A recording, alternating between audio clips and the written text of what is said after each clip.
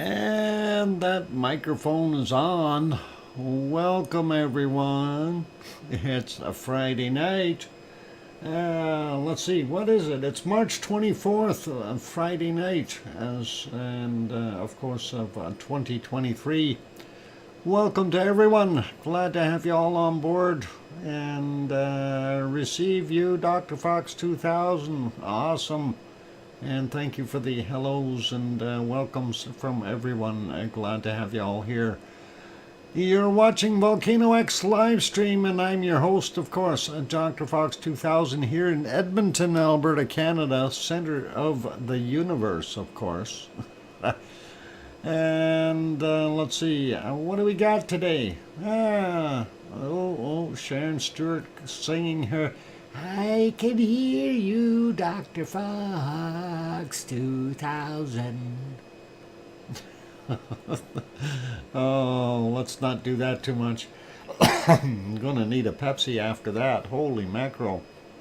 Only you know, Doc. Yeah, unfortunately. Kimmy Lambert is in the house as well. Wow, good to see you, Kimmy. What? So melodious. Why, thank you, Linda. I appreciate that. So I can't really type, and I'm about to go to bed, but I miss watching the stream. I'll be back soon. Okay, Kimmy, no worries. And Kim Rowdenbush, what puts cheese on a giant catapult, launches launches mice to Greece. Achievement unlock and return to sender. Oh boy, talk about drastic measures there. Anyway, yeah, it is what we got, I guess. Anyway, let's get going with the show here. Who was first? And we know who was first. He finally made it back in first. He's been trying desperately, and he's always getting stepped on or pushed out of the way and all those other things. But Lizoid did manage to get in the door first. He was bound and determined, so he gets cookies. Fell and broke my arm. What? Kimmy! How could you break your arm? My God, now what are we going to do with you? Oh, boy. Oh, poor Kimmy. Did you at least get it put in a cast so you don't break it anymore? That's not good for you. Oh, terrible, terrible. Yeah, Kimmy, and it takes longer to heal, too.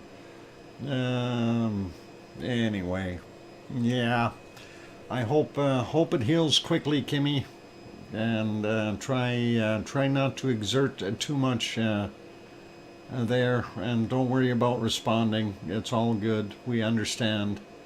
It is one of those things, and hope it heals quickly for you. Anyway, let's get at saying, well, hello to everyone in a second. Actually, let's just recap some stuff that is going on. Recapping. Okay, that's enough recapping. No, Popocatépetl did a little bit of action during the night.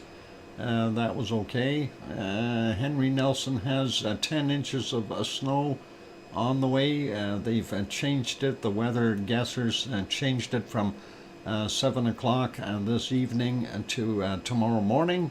Okay, that's important. Weather guessers are always right. And let's see what else we got.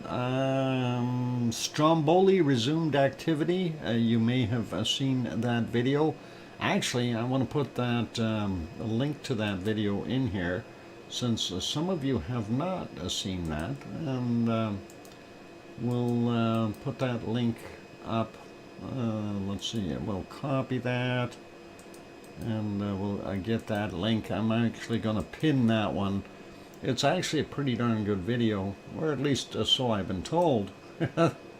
It is a time lapse, of course, that I made earlier, and hopefully it will be enjoyable. I will be showing it in the stream here, so you guys can always go enjoy looking at it on your own afterwards, and make sure you let the commercials play so I get make lots of money on it. There we go. Pinned that Stromboli volcano eruption resumes up on the top there. It's 3 minutes and 33 seconds in length. It's a nice little video. And very cool vid. Thank you, Linda. Appreciate that. And yeah, that's all good there. Anyway, let's get at saying hello to everyone. So we'll start out by saying hi to Grandma B and Henry Nelson and Hermione and Fluffy and John and Linda Schoof and Ken Wilson and did I say Henry Nelson? John Raper, Sharon Stewart and Kevin Haynes and Tom Dice and Pepper and Lizoid, of course, who was the first. I've taken some hard falls, but I never broke a bone. Lizoid, it burns. It's got a burning sensation to it when you break a bone. Sarah Miles is here. Kim Raudenbush in the channel as well. And we got Sharon, Linda Schoof. We got Kimmy, who broke her arm. Sorry, Kimmy. Hopefully you're better soon. And going up some more, looking for more good names. We got Sue, we got Sarah, we got Sharon, Lizoid, yep. Kim Raudenbush, that's not a good name. He's catapulting poor mice across the globe. I don't know. Isn't that cruelty to animals? Let's see. Larry L. also on board. George Couteau, welcome, and glad to have you back. Diane is also in the house. Ken Wilson, if I didn't say hi already, welcome. And going up, we got Kevin Haynes, yeah, and who else we got? Scott Hartman is in. Good to have you back on board. And still scrolling up here, looking for others. And scrolling quicker now since I've covered most of those good names already. Yep, Scott. Oh, OneFish26, who already peeked at the volcano. And he's already Googling it because he couldn't figure out, because there was snow in the background. And it's hard to understand. Where do they have snow and volcanoes? I figured I'd use that shot. Arliss Scott is here. Did I say hi to Diane? Welcome, Diane and Arliss. Going up some more, looking for other names. And let's see, who else we got? Still scrolling up. Gaines is here, and Dan is here. Welcome, both of you. And Scott, we got a couple of times already. All right, still scrolling up, looking for other possible names. And I'm up as far as I can go. I don't see them. All right, if I did miss your name, please do not be offended. I tried to get everyone. Yeah, we got Kim Raudenbush. Is that a problem there, Mr. Kim Raudenbush? Waving. Why are you waving? Sharon Stewart. Wow, what a way to start the show. Throws in a 10-pack of gift memberships. Holy mackerel. That is very awesome. And lots of people are getting gifted memberships there. And some of which I have not even seen before. That is awesome. Let me write that down. Sharon Stewart. Thank you very kindly, Sharon. And that is indeed a wonderful gift. Gifted 10. And that is pretty awesome. Let's see, Adele got one, and Darren Peterson, Yvonne Hates Injustice, Chris M, Anthony, and Kev, and let's see, who else got them? Brainworms, Mary Jane, and let's see, Anthony, Chris M. Yeah, all right, and that looks good, you guys, and that is awesome. And hey, I see a Barbarian just popped in here as well. Welcome, Barbarian. Haven't seen you for a while. And who else popped in? Pamela Moncure. Welcome from snowy Utah. I hope you're all right there, Pamela. And glad to have you on board. Linda Arlington, yeah, always gifted. I don't think she's here. Our Utah ski resorts say over 700 inches of snow. Wow. That's a lot of snow. Pardon me. 700, yeah, 700 inches. Let's see, how many feet is that? That's like, holy mackerel, that's a lot of feet. 58 feet or so. Yeah, something like that, Henry. I was going to say, it's got to be close to 60 feet. Mariano, welcome. Glad to have you on board. And holy mackerel, lots and lots of snow there. And I did see some of those reports. They had some record snowfall in some of those places, you know, where they got 20 feet of snow and stuff like that. And it's going to be interesting to see what happens. They're going to end up with a lot of flooding and stuff like that. Mona Alfano, welcome, and good to have you on board. And let's see, what else we got? I think we're good with names for right now, so let's get on with the show. And we will we'll start in Italy today. How about that? Since I do have that video pinned up on the top there. And I think it's only fitting to start there. So let's take a look at that. We will do Iceland second. So let me just stop this wonderful video, if I can find where it actually is. Pause. There we go. Love having that power. All right, going over to Italy. And let's start out with looking at Mount Etna.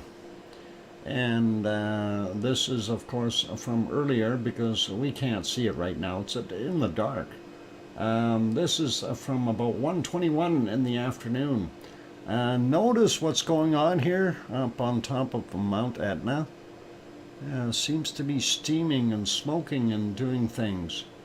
I'm not going to turn around and say it's going to erupt, but I like what I see.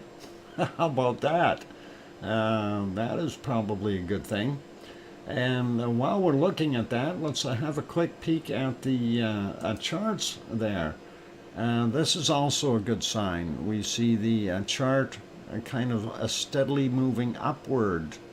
And that is kind of a good sign. And here you notice the line, it was below for the most part. Now it's right on top of that line and actually going over. So we may, in fact, see some activity. It is building up. So that could be something that we need to keep an eye on in the near future. So that is a pretty cool, and I like the fact that it is smoking a lot more than what it was before. Still quite gray and hazy there, hard to see it, but you know, you can definitely see the smoke plumes coming out of the top. And then here's our kind of a sunset shot there where you can see it a little bit more effectively from the silhouetting there. So looks pretty good. So yep, keep fingers crossed. We may get something out of that. And that, of course, is Mount Etna in Sicily. So all good there. And hey, while we're over in that neck of the woods, let's take a look at, there's a report for Stromboli. And Stromboli volcano on Aeolian Island, Italy, new lava flow from the Schiera del Fuoco crater area. And that is pretty cool to see, and nice that they got a decent shot of it. Of course, we don't see anything flowing down in this shot, but we will definitely give you a little bit more insight into that in a mere second or two. I thought it was pretty cool anyway. Anyway, let's see, they also had, yep, there's the lava flow from up top from the satellite Sentinel-2 image. And of course, the lava is flowing out here into the wonderful Mediterranean, and that is what we were seeing. So you can actually see 3 separate spots there. It does have 3 separate vents right now, and what's saying, elevated heat anomaly in the North Crater area might present or represent a new lava flow detected yesterday from the satellite image. So that's all cool. And then they show some pretty flowers and some other stuff. That's Bhutan, or no, Batu Terra volcano. Batu Terra. That's kind of a cool shot. And doesn't say which one this one is. But that looks lovely. Anyway, back to that photo, and what I'll do is I will show you my little time-lapse video of today. So hopefully this will work, and we can watch that as we play it through. It does have some music on it, so we'll try to just let it run, and hopefully you'll enjoy watching the time-lapse. And this is the one that I do have pinned up top in the chat, so you can always watch it later. Welcome, Tanto. Glad to have you on board. Maybe I'll turn that volume down just a little more. There we go. That way I'm not battling with it as much. Yep, spicy. And I was amazed to see the very clear skies and stars in the background, and all kinds of satellites and airplanes zipping by and all kinds of stuff. And having the thermal image in there really does help. You can see where some of those vents are pluming as well on the thermal, and that is pretty awesome. So yeah, kind of nice to see that material going. And I kind of like this video. Made it myself, you know. I like doing some of those time lapses, and they do look pretty cool and pretty awesome. Anyway, yeah, we see that, you know, it continues to throw lava down the little, I guess, well, we'll call it a, not really a crevasse of sorts, but yeah, actually it would be. And, you know, it's basically worn out by throwing lava down the side, so pretty awesome. And very, very cool to see that. And hopefully you guys are enjoying that. Huge lava luge. Yeah. Definitely a bunch of different stuff going on, and all kinds of strange things flying in the background. I did like this one. This did look quite nice. It didn't show as much of the Strombolian effects, but certainly there, and certainly pushing out down which side? The back side? No, this is the west side. Kim Raudenbush, don't go there. That could get you into a very big pile of dirty trouble. Oh boy. Yeah. And yeah, you don't want to be using toilet paper to wipe that canal clean. Oh, anyway, yeah, punny. The smoke makes it look like it's going uphill. In a way it does. But you can see that, you know, there is stuff flowing downward. The little mice-like creatures are going down the hill, just like a pinball machine. Anyway, thought we'd share that one with you guys, and hopefully you enjoyed that. And who put that stuff on the screen? Darn it! All right, let's switch over here real quick though, and see what it is actually doing live. If I can get it to get back to live. It likes to cut out, so yeah, there it is right now, this very minute. So that is Stromboli live. You can definitely see on the thermal here, still very hot, so it hasn't stopped flowing, and obviously you can see that there is still active flow going down the hill, and some spots further down as well. So pretty cool to see that. Anyway, that is pretty awesome, and I figured we'd share that portion with you guys. It's only a dirty trouble when it's erupting. Kim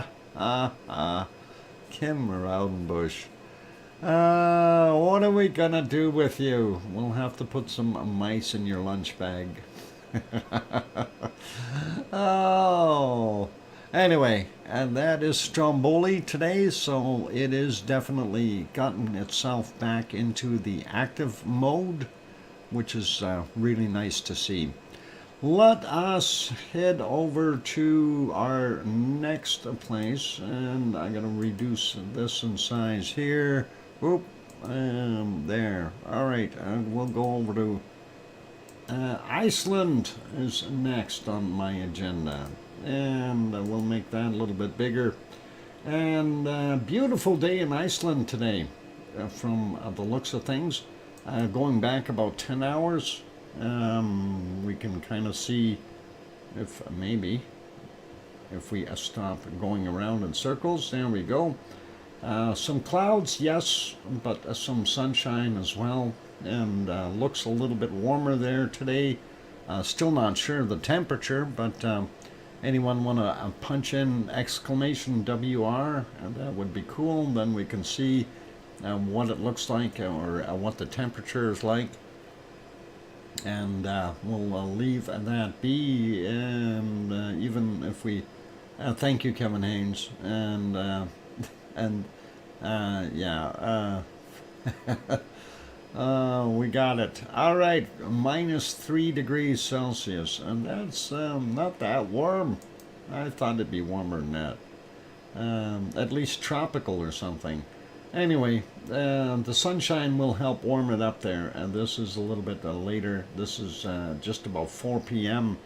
and yes, that's what I had mentioned, a WR.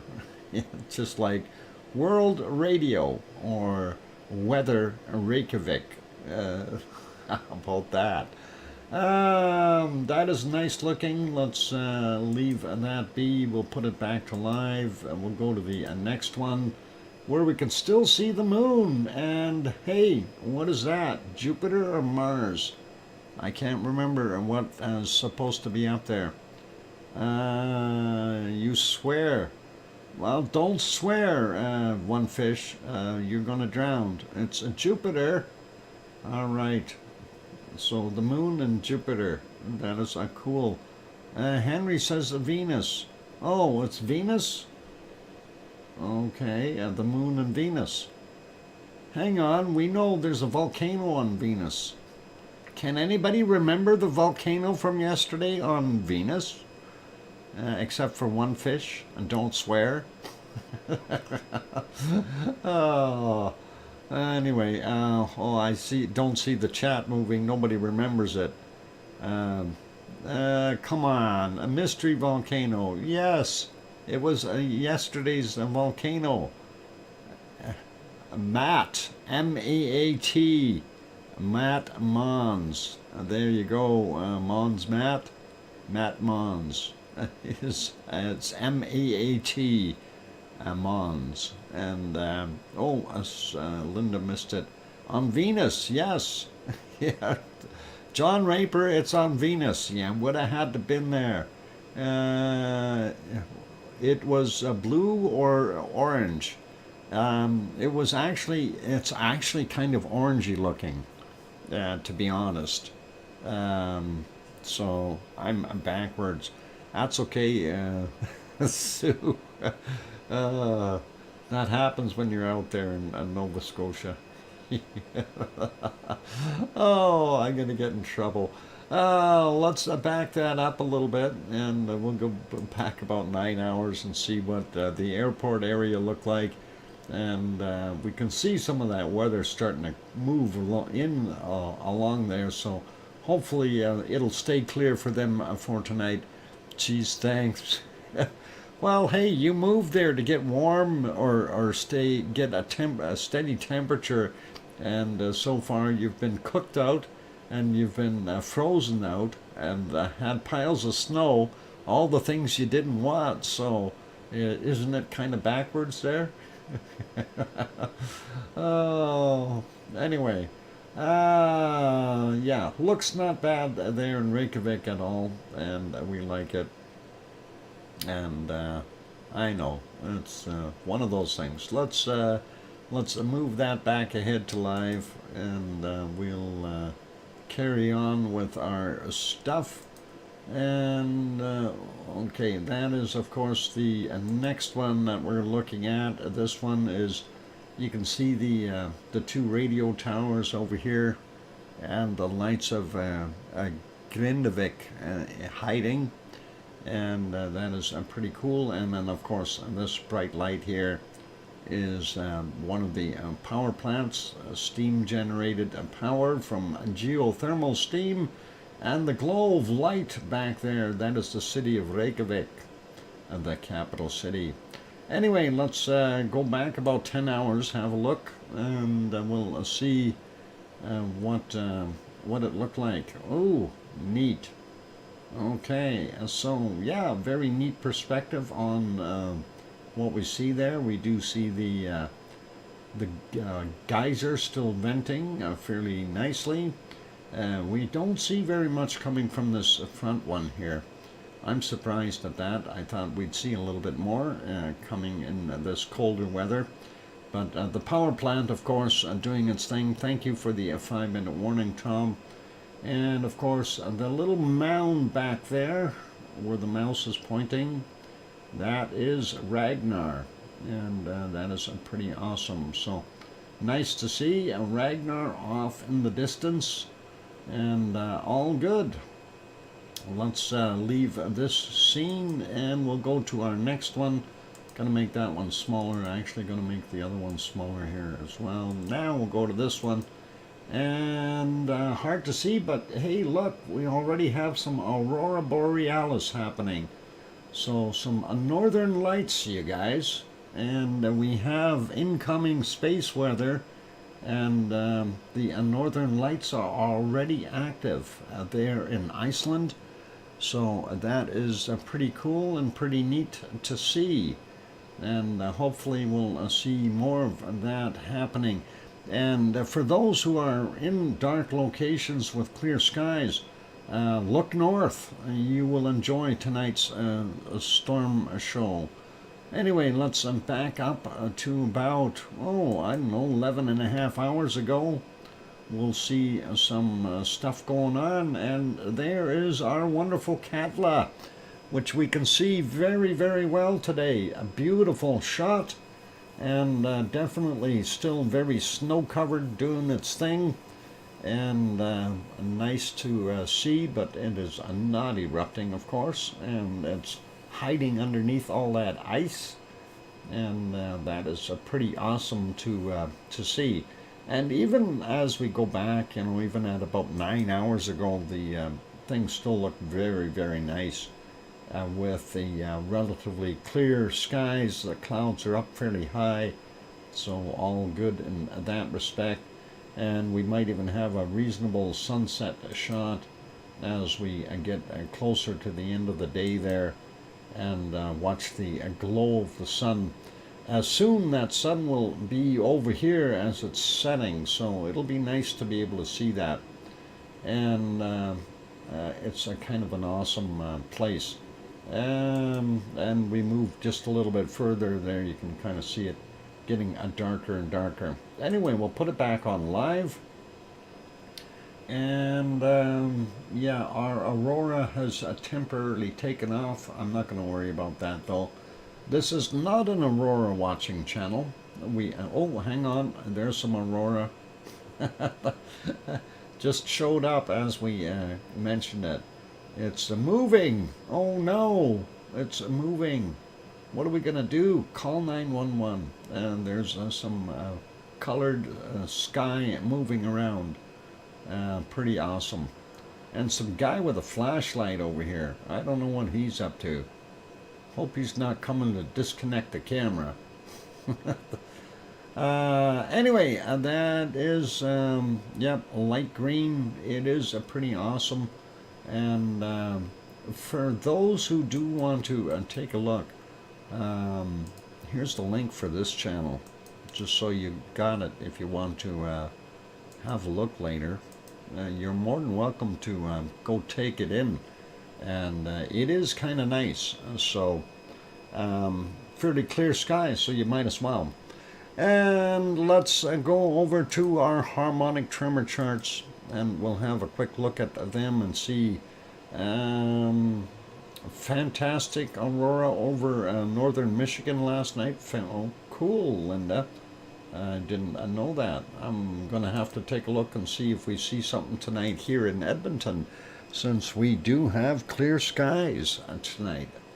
Maybe I'll even switch on the north camera. Anyway, looking at our wonderful chart for Fragile Fjord, we see it is busy. Lots of quakes in here. What the heck is going on? So we're going to talk about that and see after we take a look at the earthquake map. But for right now, that is very, very busy looking, although it is a downward trend in general. So that's something to consider there as well. And let's go sneak up to Askja first and see what Askja is doing. This is the Askja chart. We do see quite a bit of activity there as well at Askja. But also magmatic is down, seismic is down. It's just our tectonic activity is up, and that's what we're seeing there. And that is asked, for those who need to look at it, and just ask, right? Ha! Hi, honey. All right. Next one we want to look at is let's see, Grimsey, I guess, is the next one that's going to show up. And Grimsey, on the other hand, very quiet, I guess, for the most part. A little bit of up and down on the magmatic stuff, seismic steady and downward, and very little in the tectonic action, no earthquakes. And that is interesting. And the last one, well, Grindavik, not as busy as Fragile Fjord, and downward as well, and that is a good indicator. One more to go here. and then it's a break time. We're going to take a look at Krusovik, and Krusovik, well, actually we have two more to go, sorry. Krusovik is the one that we want to look at next, and there's a Krusovik. We do see it is downward as well, a few spikes in there. And the last one we want to look at is down here, and that is this one, Vogsosar, and we do see it also magmatic and seismic downward. Tectonic is downward as well, but lots of spikes in here. And this is the subject for when I come back from the break. So for right now, let's leave it as that. I'm going to leave this on, and you can watch that. Seeing the aurora is one of the things on my bucket list. Sarah Miles, I'm sorry, I've seen the aurora so many times, it's almost bland now. Hopefully you get an opportunity. It is Pepsi time. For those good people who, maybe what I'm going to do is this, aurora. Let's see if we can, well, it's not really showing. If it, I'll leave it on here. If it really starts to glow quite a bit, and we'll definitely throw that on there for you. Anyway, I'm going to leave it here on this. For those good people who have not yet hit the like button, please do consider hitting that like if you're enjoying the show. Also, if you have not yet subscribed to the channel, consider subscribing. That'd be really awesome. And on that friendly note, I'm your host, DrFox2000, here in Edmonton, Alberta, Canada. And I'm going to go have a break. I'll be back in 5, 6, or 7 minutes. Keep smiling. And here comes some music for in the meantime.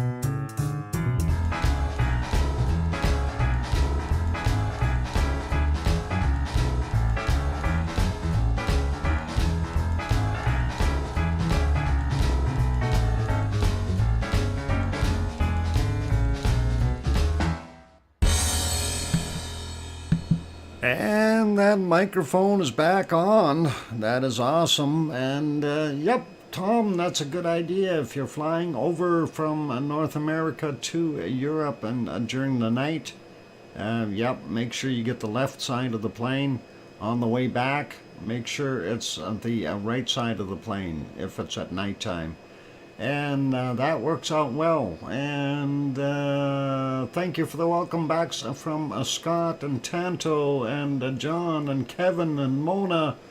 And I hear you, DrFox2000 from Sharon Stewart.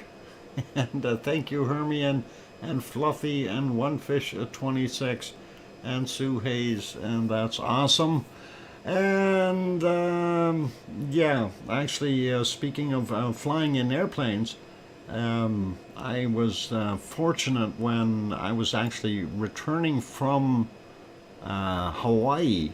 I ended up getting the right side of the plane. Hang on, was it the right side I was on?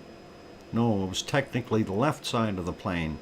Anyway, as we were taking off and climbing, of course, the way the aircraft was facing, you could see the moon and the full eclipse of the blood red moon.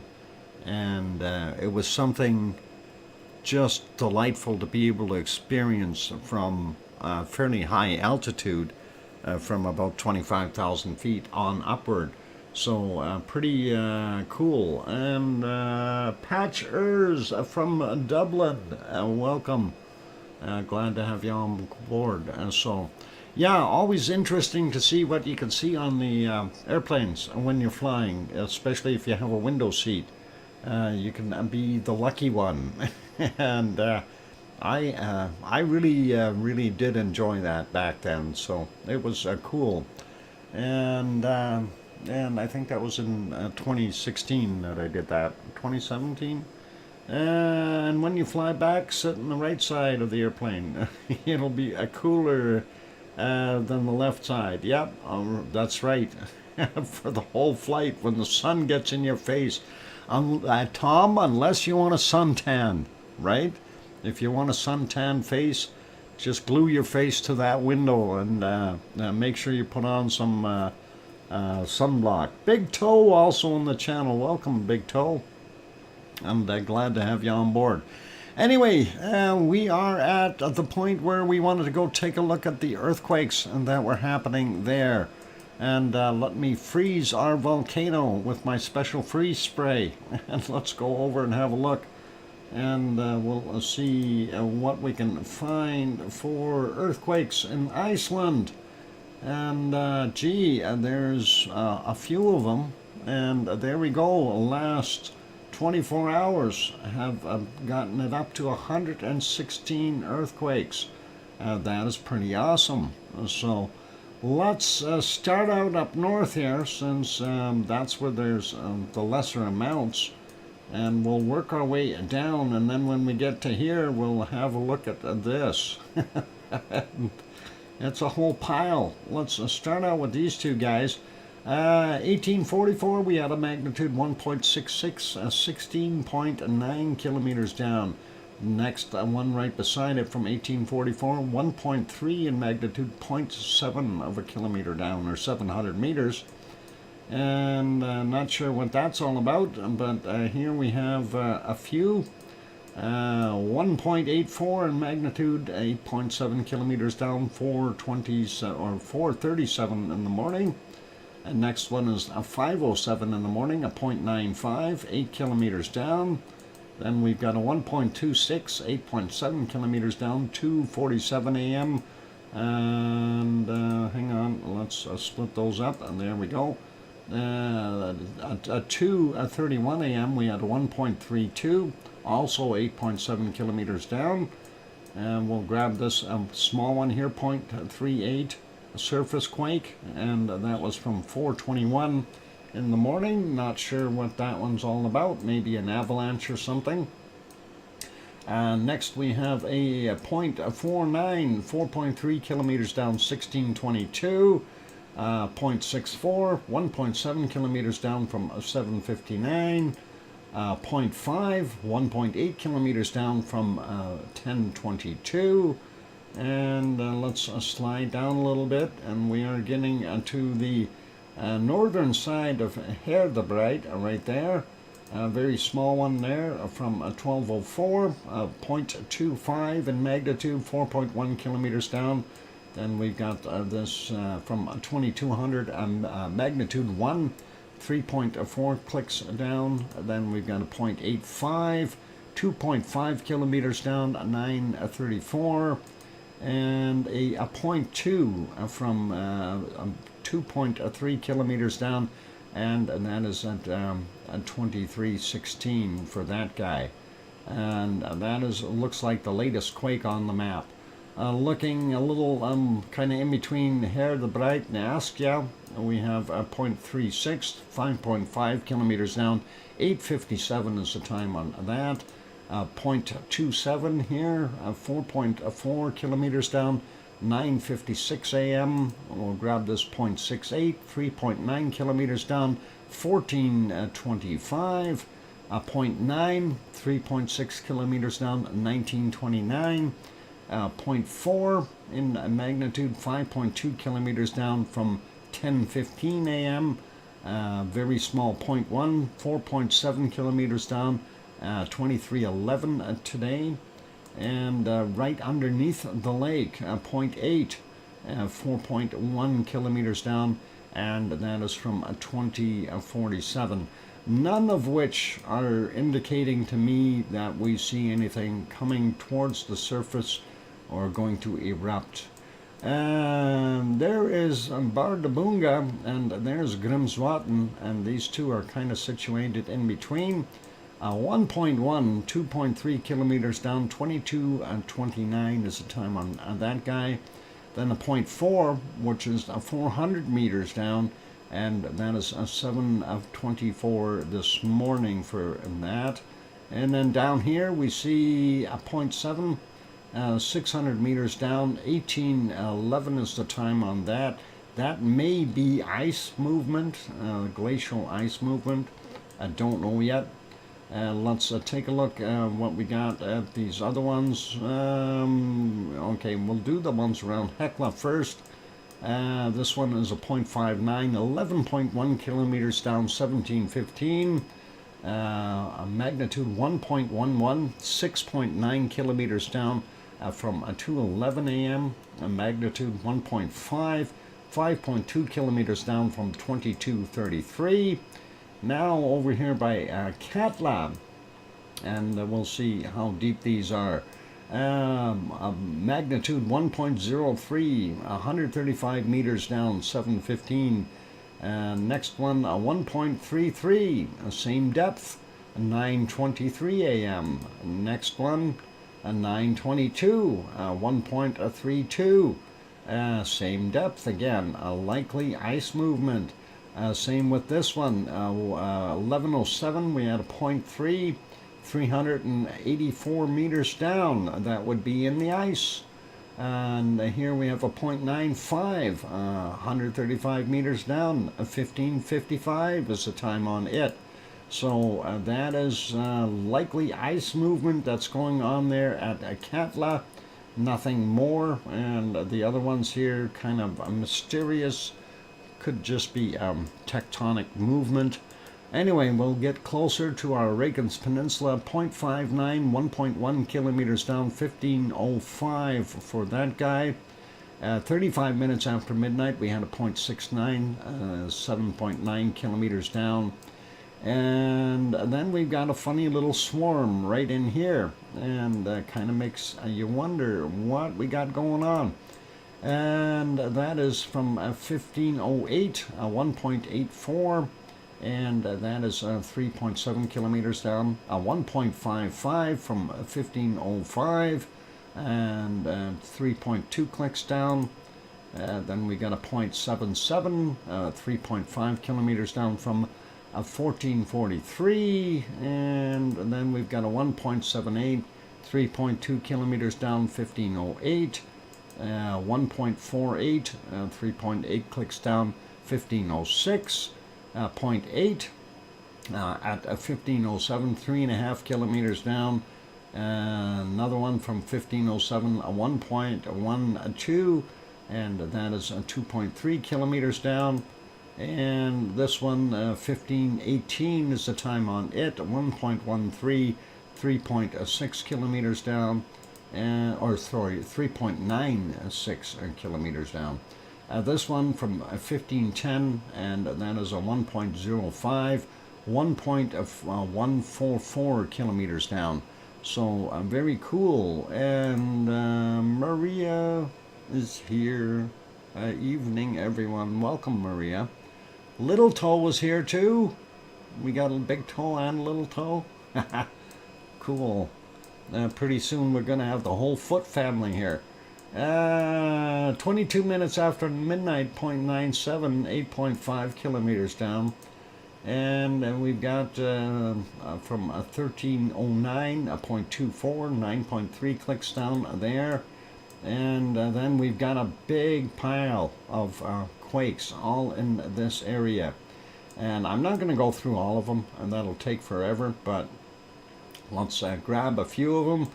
Bigger ones, 2.1, whoop, and 5.89 kilometers down, and that's from 1344.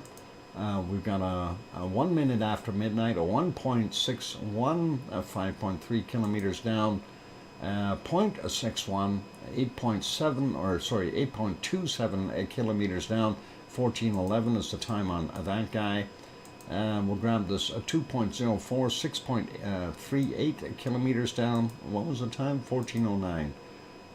The other one here from 1103, 2.22, and that is, what was the time? Or a depth of 5.7 kilometers. If we zoom in a little bit more, there's a few more twos in here. 2.29, 5.4 kilometers down, 1105.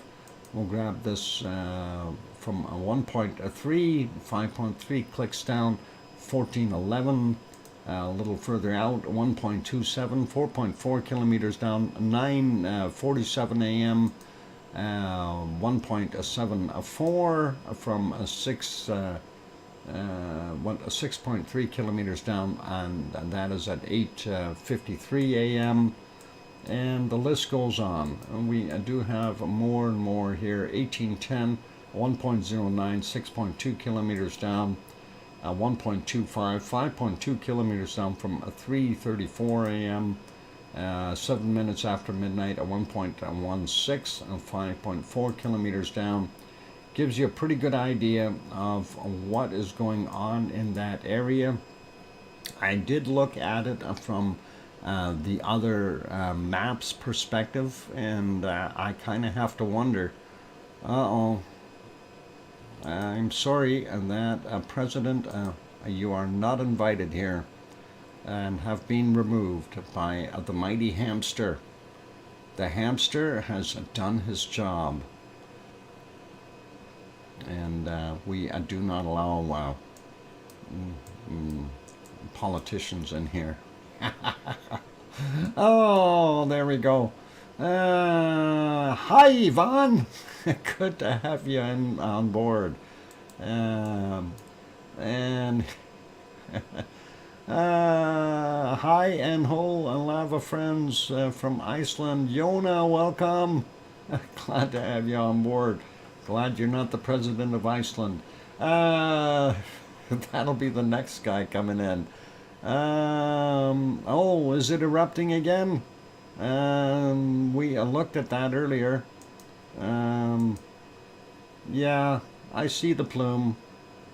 It's a nice plume. We'll go back to it after the when we get to it. Right now we're doing these things here called earthquakes. 1.16, 5.6 kilometers down, 1259 for that one. And Yvonne, what is your take on all of those quakes there, that quake swarm? 1319 is the time on this. 0.64, 4.2 kilometers down for that guy.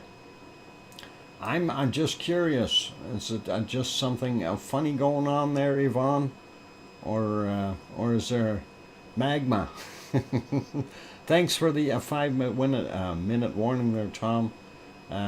Yeah, I'm thinking we're just seeing some tectonic movement here, something echoing, something collapsing. I don't think we're going to see any eruption there. So, but you never know. You never know. Yvonne's keeping quiet. If only I knew, I would know. Yeah. There's the outline of Fragor del Fiol. We do see this right in the middle of this. It's a 12.7 kilometers down, a 0.5 from a 2252, and of course that is right along where our wonderful fissure line is there. This is of course a Ragnar, and that's the Siggy fissure right there. So kind of cool to see that. We do have one right underneath Grindavik, a 0.71, 4 kilometers down from 1638, and then 1.51, 6.8 kilometers down from 1154 is the time on that guy. We don't have anything else out on the peninsula. So yeah, the big thing is it's all this stuff right here. Very interesting, and yeah, actually I did something neat, Tom. If you type in VolcanoX, that will actually give you the times now, and there you go. The Nightbot is smart, and that is cool.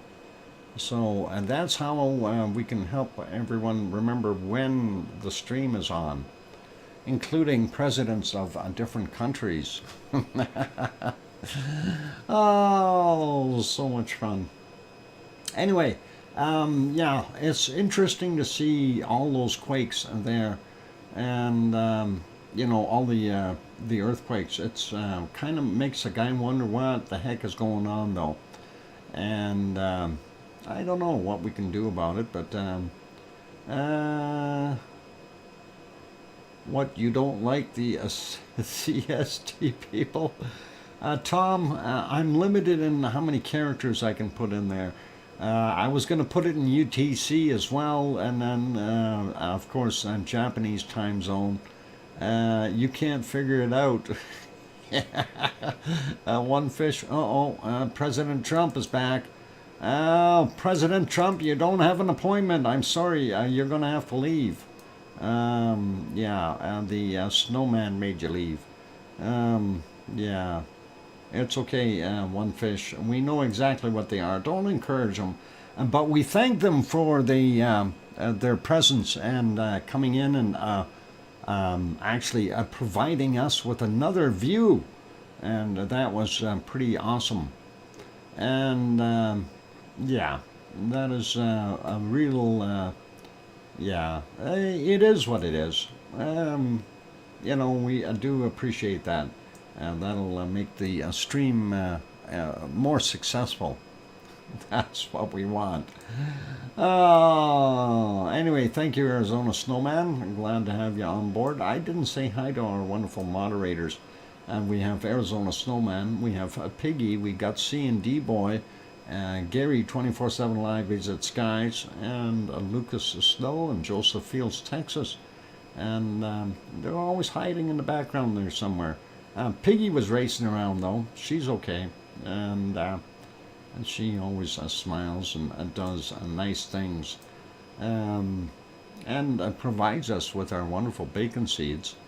Anyway, neat to see that Iceland is got some quake activity, and I'm really not sure what to make of it as of yet.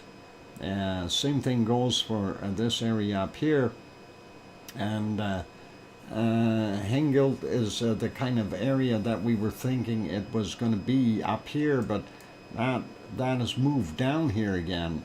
We did have it up here previously, so kind of makes a guy wonder what we've got going on underneath there. Maybe we've got some lost lava workers. I have no idea what's going on. And by the way, just so you see what has happened, our lava workers have protested. If you guys just see that, you'll see what happened. Yeah, Yvonne, look at that. It's horrible. It's horrible, Yvonne. It really is. They're refusing to work. Yeah, send cash. Apparently, they aren't taking diamonds right now. Yeah, we got to tell someone. I don't know. That is pretty awesome. Anyway, it is time for a break, you guys. So, yeah, hang in there. Oh no, typical lava workers. Yeah, as soon as they get into any kind of union stuff, and that always happens. Anyway, you guys, let's put you back on the wonderful lava of the Siggy Fisher. This was before they went on strike. And we'll take that bigger banner off of there and let that go. For those who have not yet hit the like button, please give it a quick bop. That really does help out once we get over that 100 mark as far as the likes. That'll be really awesome because YouTube analytics takes over and does a bunch of good things for us. Also, if you have not yet subscribed to the channel, consider subscribing. Other than presidents and so on, they're not allowed. They have to make formal appointments, and that has not been presented to me as of yet. On that friendly note, after the break, we will have some bacon seeds, and that'll be fun. Don't go away. Keep smiling. I'll be back.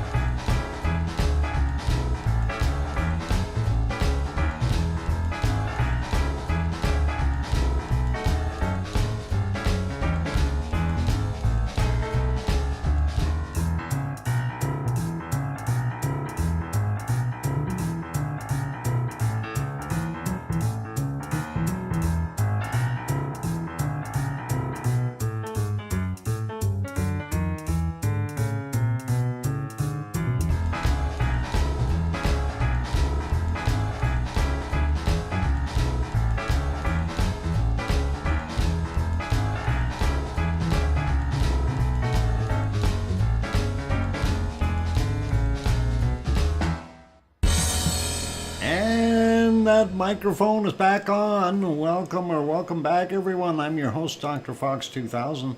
You're watching VolcanoX live stream. And thank you, Tanto and Sue and Hermione and Fluffy and Onefish and Scott Hartman and Kevin and Maria and Yvonne and Mona saying oink oink, Dr. Fox. Thank you. All awesome. Okay, yeah, you may have seen that wonderful volcano that I flashed on the screen there. We can't forget about Sharon Stewart saying, I hear you, Dr. Fox 2000. Thank you, Sharon Stewart. That's a lovely singing you have there. I still want to hear a recording, okay? Seriously. Anyway, yeah, for those who are contemplating and trying to figure that out, I just want to remind everyone there's snow in the background. Look at all that snow. Isn't that nice? Okay. Bacon seed time. This is where we left off yesterday, and of course Piggy has sent us some more bacon seeds, and there she is doing her thing. So here's our first one for today, and they're all kind of smiley, and this one is a kind of a cute little, almost looks like a cat. Neat little bow tie, and yep, happy little camper. Gotta love it. And let's go on to our next one. And here's somebody that needs a hogwash. He's smiling, but he's giving us the one eye. I'm not sure what he's trying to be up to there. I think we might have seen him before, but that's okay. And we will get to our next one now, and that is this one. And he's being vocal. He's actually trying to sing. He's trying to sing, "Welcome back for Dr. Fox 2000," and it's not working. Oh, yep, looks sneaky, that other one. This one, I don't know if he's melodious or not, but I hope he is. Anyway, let's get to our next one. And this is a little shy one. He's not even wanting to look at the camera. But he is out and about in the grasses and running around, doing his thing and enjoying his day. So pretty awesome. Gotta love that. Actually, it looks like he's running around the wet grass. From the looks of things. And let's get to our next bacon seed. That is this one, and I don't know what he's up to. He's standing on a board going, yeah, I'm taller. Give me a treat now, please. He wants a treat. I see a shoe in there on the right hand side. I think he's talking to his owner saying, feed me, feed me. Oh, fixing cars, maybe, and maybe he's not a greased monkey. He's a greased piggy. They'll get everything greased up underneath. Oh, let's carry on with our next bacon seed. And here's a smile if I ever seen one. And that is kind of a cute little thing. Just changed the tire. A tire changer, huh? Just don't. He wears that wonky donkey. Wonky donkey's got a tire sale going on. Apparently, I don't know why. I don't know where he got all those tires from. Yep, a cute little piggy. Gotta love that. And that is nice to look at. And here's another one with half a shot. And this big smile on his face, and all awesome. Gotta love when they are smiling like that. It's always nice. And next, a bacon seed is this little guy, and that is definitely a smile if you ever asked. And that is gotta be the biggest smile on a piggy I've ever seen.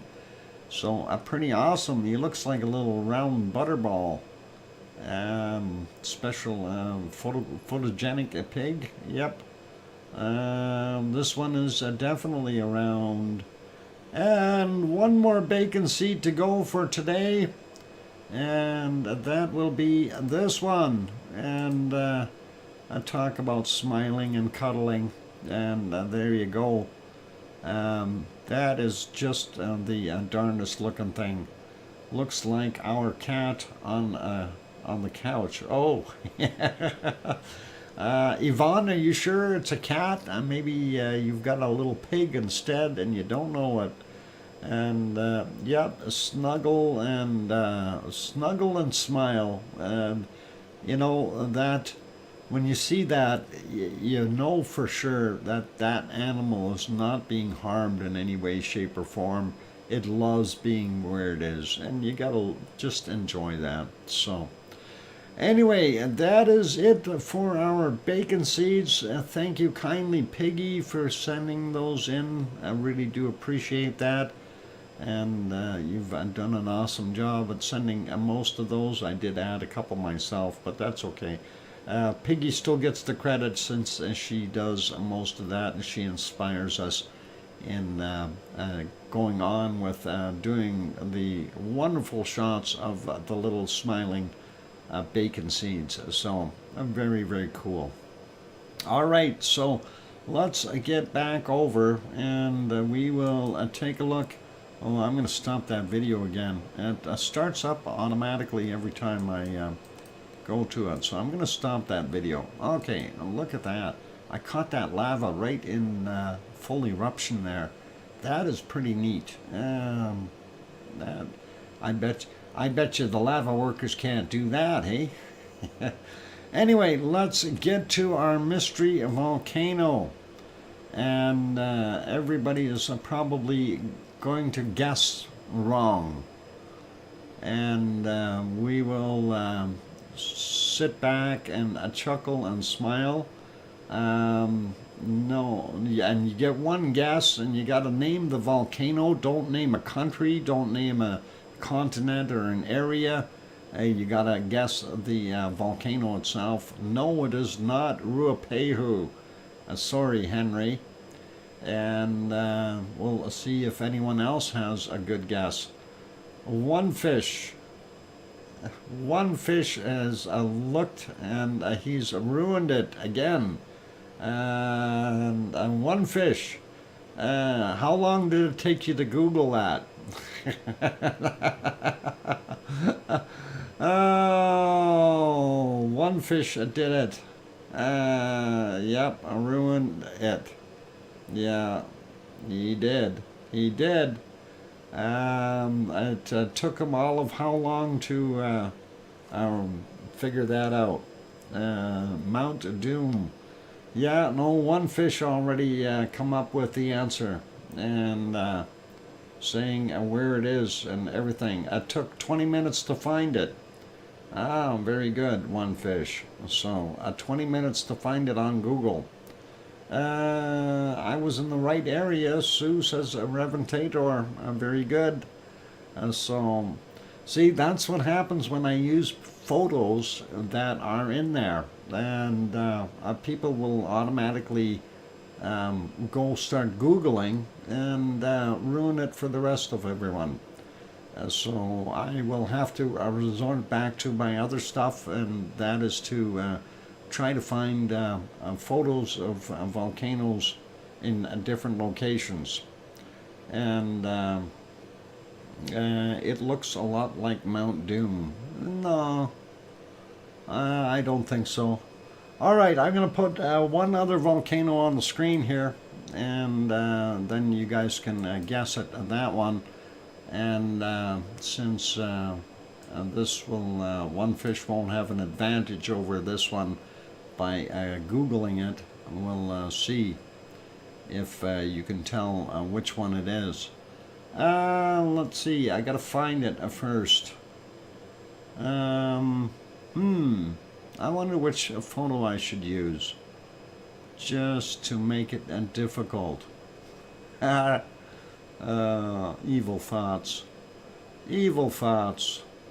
Let's see. Looking at some of my wonderful ones that I've got here. I think I'm going to use this one. This may make it a little bit harder for one fish. So let's see what. That may be given away. Anyway, yeah, that's given away. That I didn't realize there was a name on the bottom there. Anyone who can read can probably tell where that is.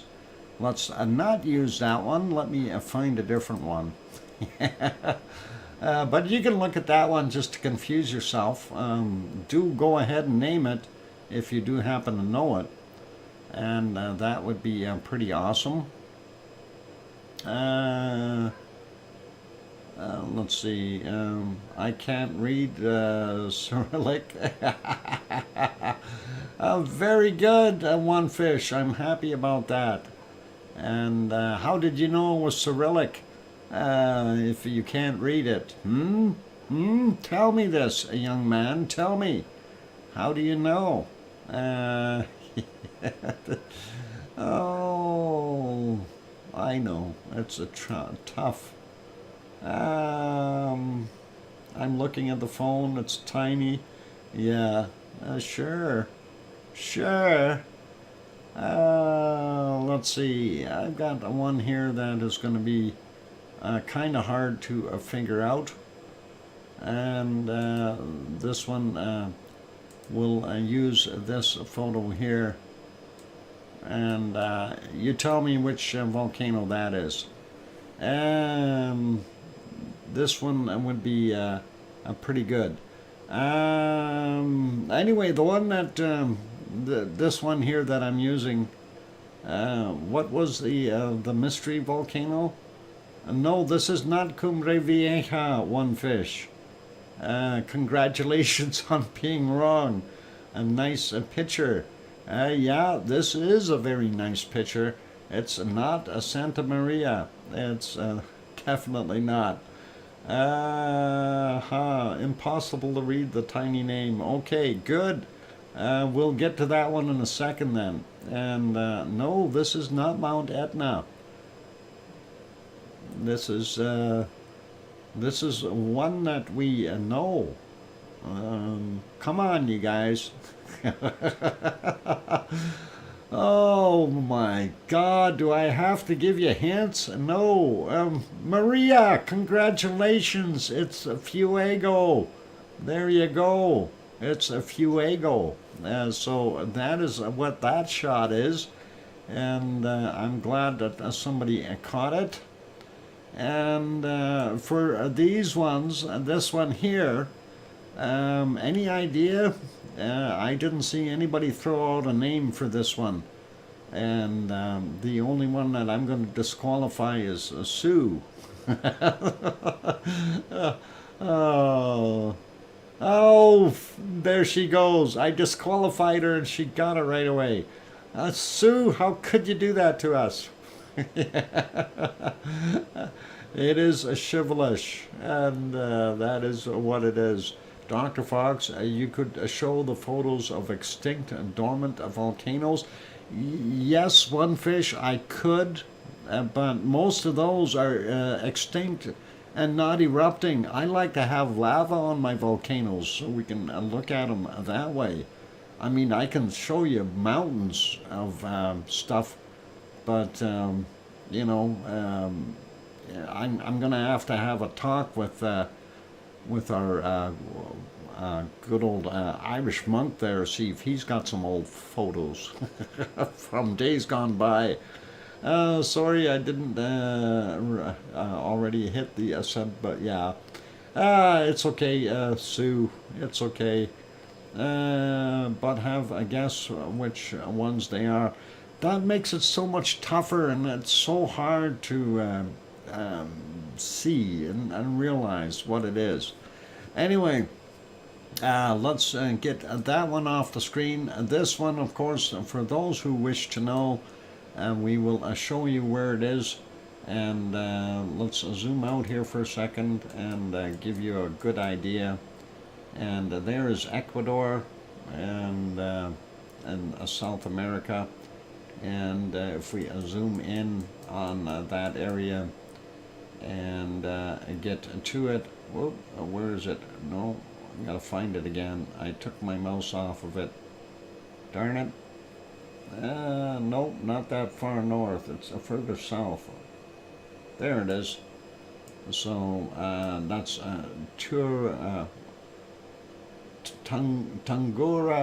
Hua. And it was, it's a big guy, 5,023 meters in height, 16,479 feet tall. So a very, very large volcano. Anyway, and that is good for those guys for right now. I will, I'll have to make it tougher here. Yeah, don't get him to make it harder. Yeah. See, that's the thing. I think we got to stop the thing with people doing that. If you're Googling, you're really not helping anyone else out. You're coming up. I was just thinking that. Yeah. Yeah. Where is Shivelish located? Shivelish is located in, let's get the right map here. We'll zoom out here and show you. Shivelish is way over here on the Kamchatka Peninsula. There's the Aleutian Islands, and Shivelish is actually the one in red. So we can zoom in here and see. And there it is. We can get rid of the other stuff by just doing that. There we go. And that is a Shivelish.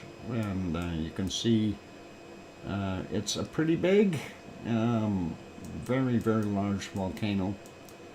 And if we click on it, what's it saying? It's 3,283 meters, 10,770 feet in height.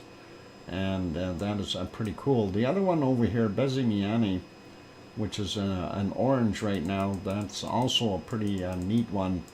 And that's actually a more of a complex, because it's several different volcanoes together.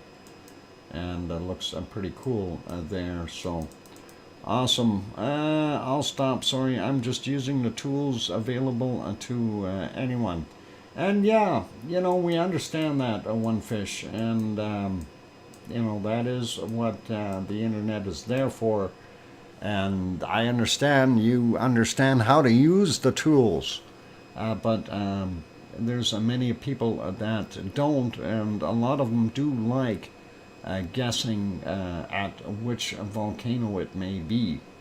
And as far as showing extinct volcanoes, like I mentioned before, I prefer to show ones that have lava coming out of them.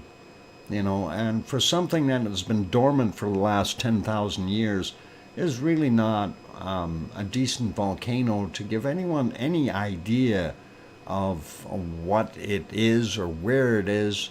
And I mean, we want this to be something that is friendly and usable, and that is kind of what, how about a multiple choice answer of 10 choices? Oh, that's pretty hard, 10 choices. That would be really tough too. That puts a lot of work strain on me. Yeah, I'm lucky I could figure out how to turn on my phone. Tom, that can be a challenge all in itself, and I'm technically inclined, okay? It is with that. But yeah, that is one of the things, most of us that enjoy these things. Yeah, we know there are apps out there that you can do all kinds of things with. You can take and translate information or languages very quickly. by turning on an app and taking a snapshot, and it flips it into English for you, that kind of thing. Or Google Locator, and where it will tell you what the background scene it is and what street and avenue it happens to be on in what city. You know, those devices and tools are there and available, but what fun is that? And, you know, for us, for anyone, really. And that's something that I want to stay away from, is doing that. And I'd rather show, you know, some decent volcanoes and try to make it a little bit more fun.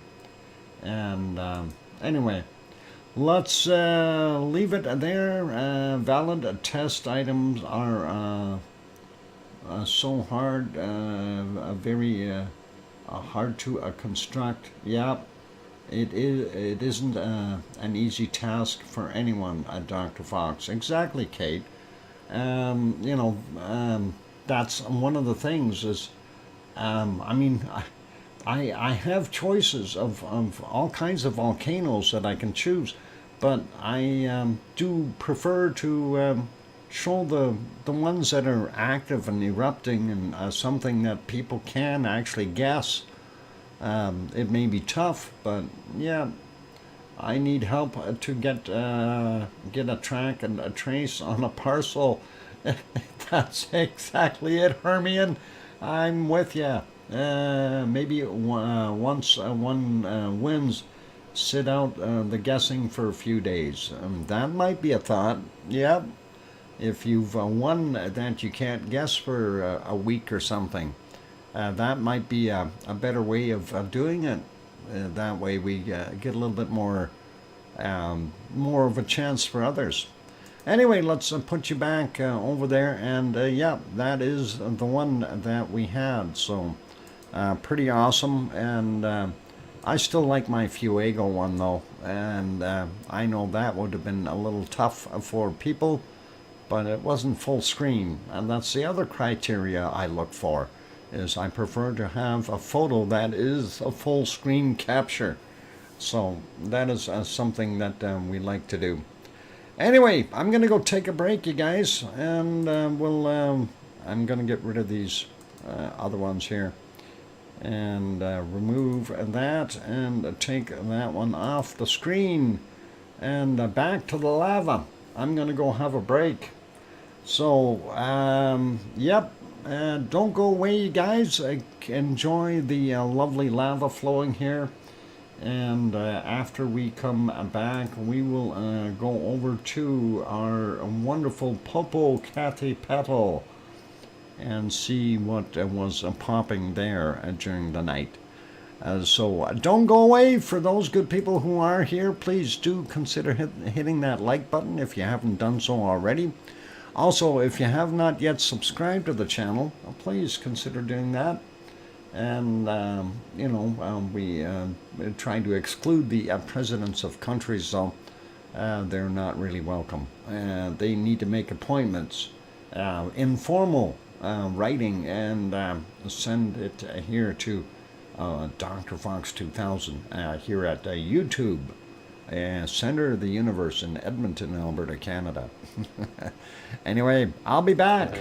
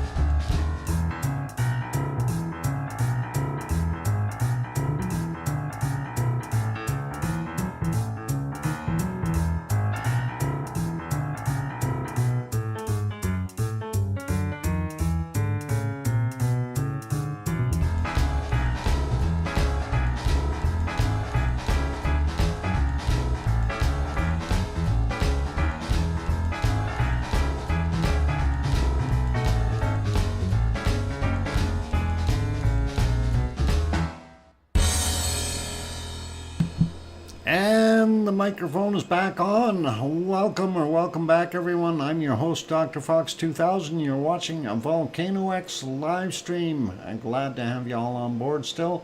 And thank you for the welcome backs from Sue and Yvonne and Kevin and Michelle, who came out of the Lurkers Lounge. And thank you, Hermione and Fluffy and Mona. Thanks, everyone. And of course, I hear you, DrFox2000, from Sharon Stewart. And Sandra Rockland saying, hi, Doc. Good to see you, Sandra, and welcome. I'm glad to have you on board. Let's get at things. Where we're going to go. I thought we were going to do the... Michelle, sorry, my singing is horrible. I'm going to scare people off yet. Oh, we'll have to come up with something. I still want a recording. I really do. I want a recording, Sharon. You got to do that. You got to get me a recording. Seriously. That would really be awesome. Record it onto your YouTube channel. You've got one of those. And you can do that, and that way everyone can hear. Sing a little softer, Doc. Pepper's trying to sleep. Tom, I don't know how to sing, so I have no idea what you mean. Okay, still working on it. All right, Sharon. Oh, let's stop our lava here, and we will go over and... there, I love it. Stop the volcano in mid-tracks. Going over to Popocatépetl, and let's have a look at what's happening there. And we're getting close to a sunset, and it's turning gold, and that is nice to see. And yeah, that's not snow or ice, and that is just reflective, glacious kind of a material there in the rock. And that is pretty cool to see. Anyway, this thing has been going, and of course people had mentioned that earlier there it was erupting, and yes, indeed it was a few times. There was some plumes coming out, and of course it does that quite often, so let's take a look at a couple of them. This one was from earlier. This was the one that was mentioned in the stream earlier at 1753. So pretty cool. Yes, likely obsidian or something very light colored in there. I'm thinking it's obsidian because it's reflecting a lot of light. And but then again, it could also be something different, where we've got some kind of schist or something up there. I have no idea what it really is because I have not been there. So pretty cool.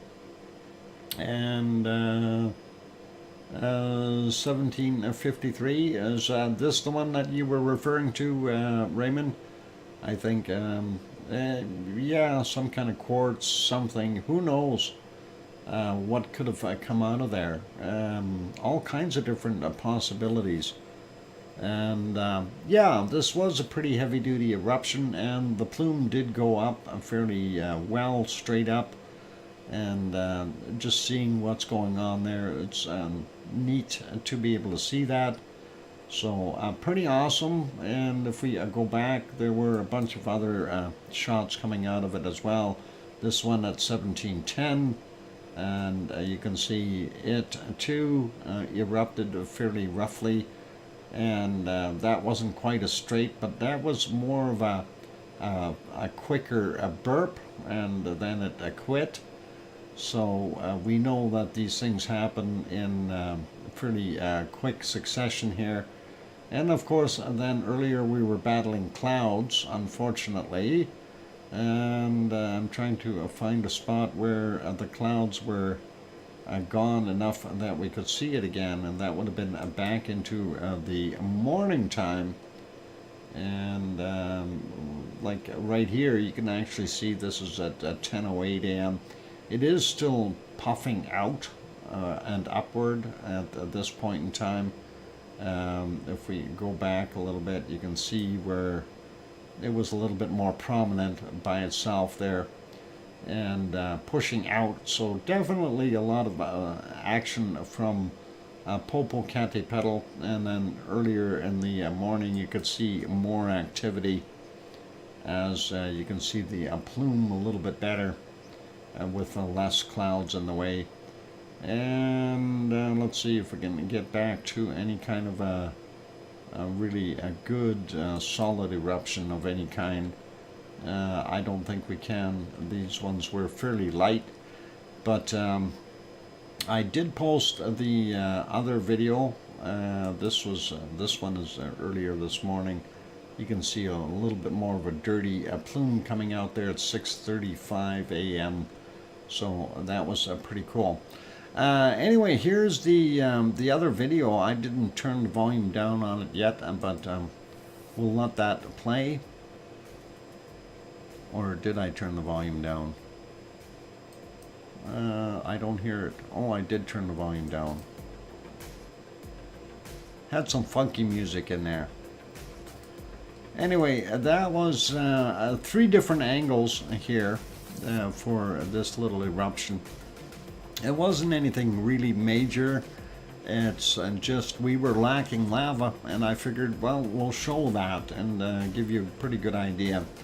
Yvonne Coco says, okay, I'm going back to sleep, and thanks for another great stream, Dr. Fox. Mods, Lavaliers, Lava family, have a great night, or a day/night, everyone. Enjoy the rest of the show. See you later. And yeah, take care, Yvonne. And here's the second view, or second angle view of that. Yvonne, I read your message earlier there that you've got 1 week left, and then you're on 2 weeks of holidays. Are you still going to Ireland for holidays? And that was the question that I had, but that's okay. And getting back to this. So this was the second angle, and this is the third one. Steve, who? We are looking into the money you collect for this channel, and there's no record of it in going to. You might want to try spelling Ontario right. Ontario, Canada, huh? Well, maybe you should try the office in Winnipeg, where Winnipeg, Manitoba. Money doesn't go to there, Mr. Steve. Oh, the tax office is in Winnipeg. Yeah, but in summer. Oh, okay. Thank you, Yvonne. I gotta love that. And these guys that think they are so smart. Yeah, the tax office is in Winnipeg, buddy. Mr. Steve, whatever your name is, it doesn't even make sense. Oh, I get a kick out of that. The money, yeah, my money, the pittance that I make here is going to go to where? Anyway, thanks for the view, Mr. Steve. Yeah, I really do appreciate that. Make sure you hit the like button on the way out, even if it's the wrong one. It still counts, and confirms the view. I really do appreciate that. Anyway, that was that little short video. Hope you guys enjoyed it, and I did post that earlier. You can find it in the playlist, of course, on the channel, and that is really awesome. Anyway, we're back to our live shot. Well, that's the morning shot. That's not the live yet. This is a live right there of Popocatépetl now, as the sun is setting on it, and you can see a little bit of off-gassing again and doing its thing. If we switch the other views here real quick, this is one of them. You can definitely see that plume of gases heading out. And here's the third view, the other angle, and you can see that doing the same sort of thing. So pretty awesome in that respect. I'm just going to make those a little smaller. Unfortunately, we don't need them all big. Works too much horsepower. Let's go to this next one here. And of course, we all recognize this one. This one is at the taxation office in Ontario, right? I mean, this is Fuego, and this is in Guatemala. And you can see a bunch of little lights over there on the side of the hill. Bunch of photographers that are getting ready to get hit by lightning because they're up there during a lightning storm. And it may be raining up there too. I have no idea, but you can see a Fuego and the top of it and it pluming off. Unfortunately, earlier here, a Fuego was in the clouds doing its thing, so very, very difficult to see anything. And let's see if we can get that going. Yeah, that's kind of what we had. I'm going to go back earlier this morning, and we can see some of the activity then. This was 11 a.m. and let me get it to there. This is 11:07, and you can see it popping out some very dark ash clouds, of course, and quite a column of it, and it's billowing up. Pretty awesome to see that. And it did that multiple times, and it doesn't matter how many times we see it. It's always slightly different, but similar looking. So let me find a couple more of these and just give you an idea. This was earlier in the morning at 8:58 or just about 9 a.m. That one was a lot slower, and let's see. I want to see, and there's one that was a little bit bigger here. I want to be able to see it. I don't know if we can make it all the way back to it. It was in succession, a bunch of them. Anyway, sorry, that kind of created this cloud up here. And if we I should have actually made a time lapse of that. This one, 8 or just about 7 a.m. Then we go 7:04. We had another plume. And then the next plume up was right there at 7:11. So you know, every 4 or 5 minutes it popped out a new puff of dirty material. There we go. And this is the next one. 7:18 a.m. You know, and it kept on going. So that is what we've got, and looks pretty awesome. And it kept on doing that, definitely throwing out its lovely ash and tephra, and likely some bits of lava. Thank you for the 5-minute warning, Tom. And going on to the next volcano, and this one is Messiah in a central, in Nicaragua, Central America. And Nicaragua, of course, has a few volcanoes. We'll refresh that, see if it'll work today. This picture was from 10:48 a.m. today. And let's see if we got, yep, we do have connection. And from 1948, their local time, there you can see a little bit of that crescent of lava down there. So we know that volcano was active. It does have hot, fresh lava in it. Unfortunately, what we don't see is anything else because it's such a deep, dungeness caldera. And unfortunately, unless the lava is up at the top, it's going to be really hard to see. And in a way, I'm happy it's way down at the bottom. So if it was out here at this level, that would make that about 250 meters of lava.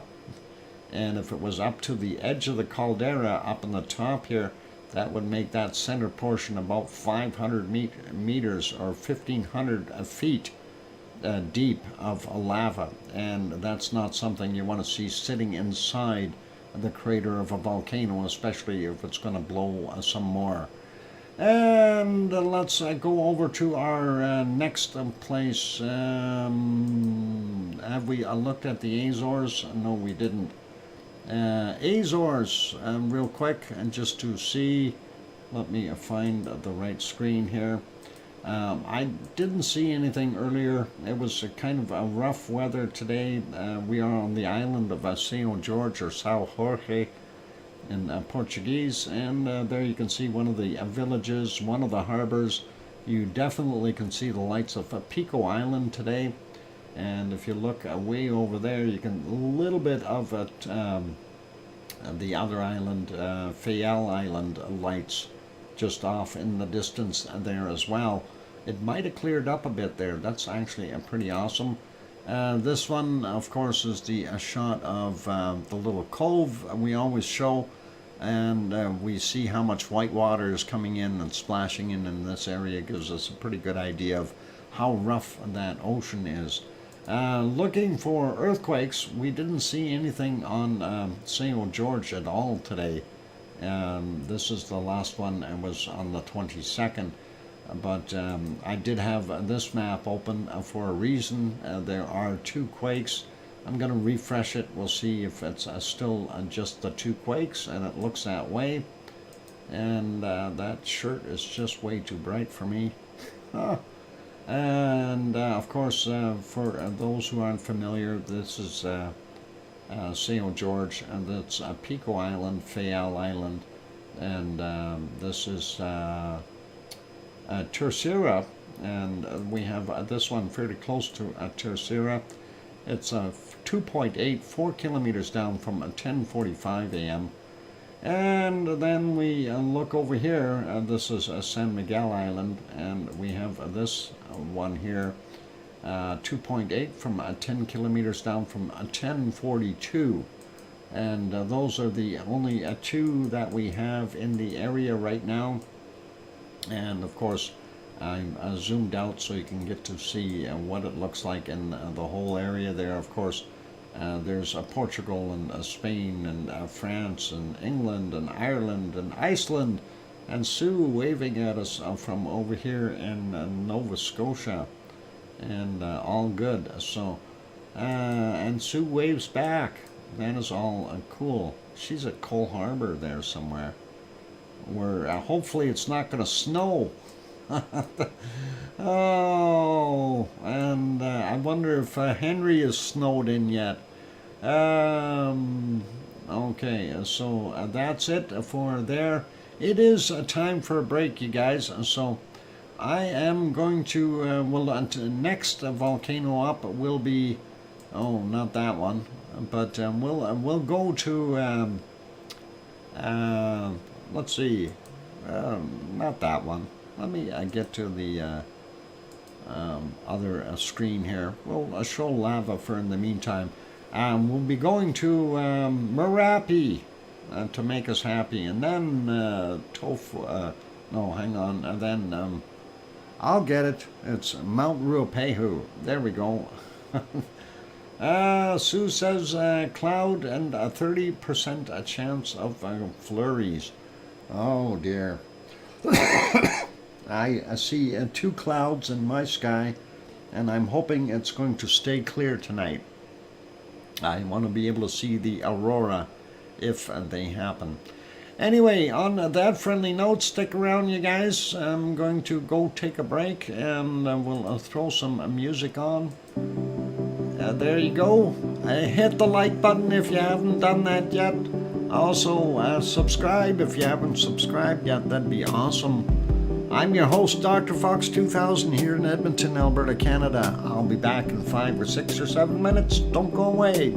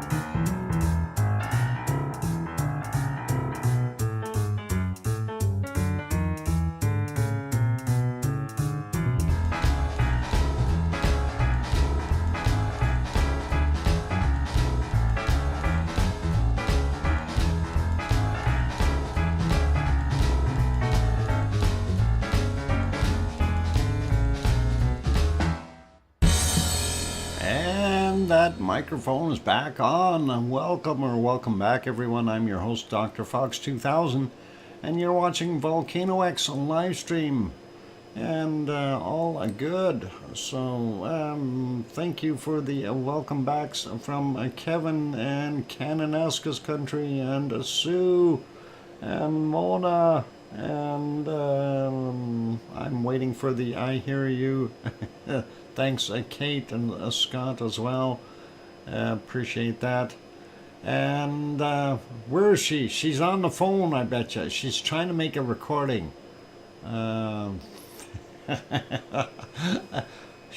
Sharon Stewart, where are you? I know she's going to be in there somewhere. All right, let's not wait for her though. Let's stop our wonderful lava. There she is. I hear you, Dr. Fox 2000. Oh, I was practicing. Come on now. Present doc. I was in was in the laundry. Okay, I guess that is stuff you gotta do. All right. We'll let you get away with it this time, but don't let it happen again till next time. And all good. Okay, let's move on to our next place of enjoyment, and that is Merapi. And let's see, Merapi on this fine morning there in Indonesia. 8:13 a.m. is their present time.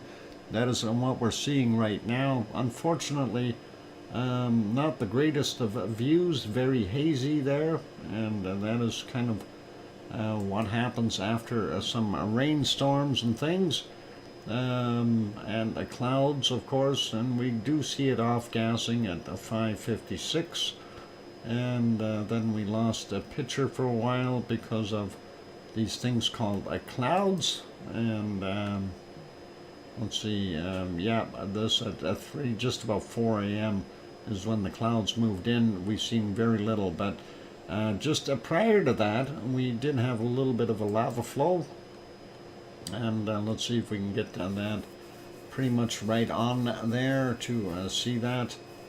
When we take a look at the black and white cameras, we definitely see it there. This one right now is still in color, so let's see if we can get it ahead a little bit more. Jump forward 10 seconds at a time. There we go. That was a little too far. But they switched it, and they switched the cameras around. This one is now the one in color, and the black and white one is up there because it shows more. And it was indeed a lively show as it continued to show some of that going down the hill. There were a few other eruptions earlier as well. Let's see if we can nail a couple of these here. This was a little bit more, well, this was in color again, and you can see the difference between the black and white and the color, of course. The amount of glow that is emitted by the lava in black and white versus the color. So pretty awesome, and we can see that bacon though making its way down the hill, and that is all cool. And I just wanted to kind of show that one for a second, and it did have a fair amount of lava, but again, these flows, they are stopping short, adding piles and piles of material in this area, and you know, progressing down the hill a little bit more, but definitely not going beyond that. So it is building up the material in those areas, and eventually will kind of move outward and then cause a drop or a fall, if you will, of sorts. So kind of cool to see until we get more lava flowing down there and higher speeds. It's going to continue to do that. This was a little bit earlier as well. This one from 1:24 a.m. and that one might have had a little bit more lava involved, but looks pretty cool. And Grenzed is on board as well. Welcome, Grenzed. Kia ora to you. And anyway, that was a nice long bacon streak going down the hill. And that one may have gotten a little bit further, so pretty cool. And I like that. I like bacon, watching it go. But again, you see it's stopping around this area here, so this effusive style lava, in other words, it starts flowing and then it cools off and it stops, right? So hence the term effusive. And that's what we're seeing. And it is not flow that continues on forever and ever. If you take a look down in the bottom here, you see some of those lava boulders or lava bombs rolling further down the hill, though. So that is pretty cool to kind of see that. Anyway, going back a little bit more, there was a couple more shots here where there was a little bit of bacon, and this is one of them. This was at 38 minutes after midnight. You can see it really lit up on the black and white, and gave us some good shot in the color as well because of the volume of lava coming down. So definitely gets the bacon okie dokie on there. So pretty awesome. And we like it. We like it. It likes to flow. And prior to that, I think it was fairly quiet. There were a couple other smaller eruptions earlier, but really nothing too serious. And I think the rest they did have in black and white. So we'll leave it there. Put that one back on live, and that is what we've got happening at Merapi today. And Merapi, of course, central Java, on the island of Java in Indonesia. And next view here is our wonderful Mount Ruapehu in New Zealand, which we can't see today. It's hiding underneath the clouds. At least I think it is. Yeah, it is. I don't think we're going to see it at all. I thought this was kind of a neat shot. I did look at this earlier, and very, very cool colored sky. And oh, we do actually see the volcano. There it is, Mount Ruapehu, with still some snow on it, fresh snow, and very interesting looking set of clouds there very early this morning. So kind of a neat, yeah, early dawn. I actually want to kind of take a picture of that. Let's let that run, and that's 6:40 a.m. Gonna do a screenshot. There we go of that, and then I will move that ahead a little bit and back to the other spot there and take a shot of that as well. Kind of nice to see those, and very, very awesome, really, when you look right at it. But yeah, the volcano from a distance, so we do see it's not doing a darn thing. So quiet as usual. So moving on, we go over. I did refresh this earlier, and this is the chart for Taupo. And of course, looking at what we see here activity-wise. They're in the future, by the way. If you guys aren't there in the future yet, this is private material. You're not permitted to look at it. Hide your eyes. Anyway, we're still on the, I'm at 7:22 p.m. on the 24th. This is material from the 25th already at 14:06. So we're privileged to be able to look into the future. Oh wait, Grenzed's already there. Hey, Grenzed, while you're in the future, get me the winning lottery tickets numbers. I can go down and get them. Anyway, we do see a couple little spikes in here, nothing serious, so well down below any kind of a threshold level that we want to kind of set on this. So very quiet, and that is our wonderful Taupo. And let's close that off. We will get to our next shot, and of course this is the entire caldera of Taupo is the lake, and you can see that all the way around. We can barely see the edge of Ruapehu in the background there, just barely make it out, but it is there. Not many people out and about, kind of a windy, rainy day there, and that is, what is it, 2:22 in the afternoon or something like that. So that's what we're seeing, and yeah, clouds moving in. I think it's going to rain, and there is, oh, there's the Powerball numbers. Are those the new ones or the old ones? There, Cookster. Powerball 8. Well, hang on. We can do this as well here, and see if we can get some lottery numbers. Just making a guess. Oh, okay. Awesome. Anyway, yeah. Good luck to those trying to win that lotto. It would be nice, you know.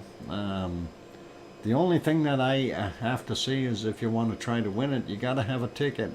That's the only recourse. And then, of course, you're facing, what is it?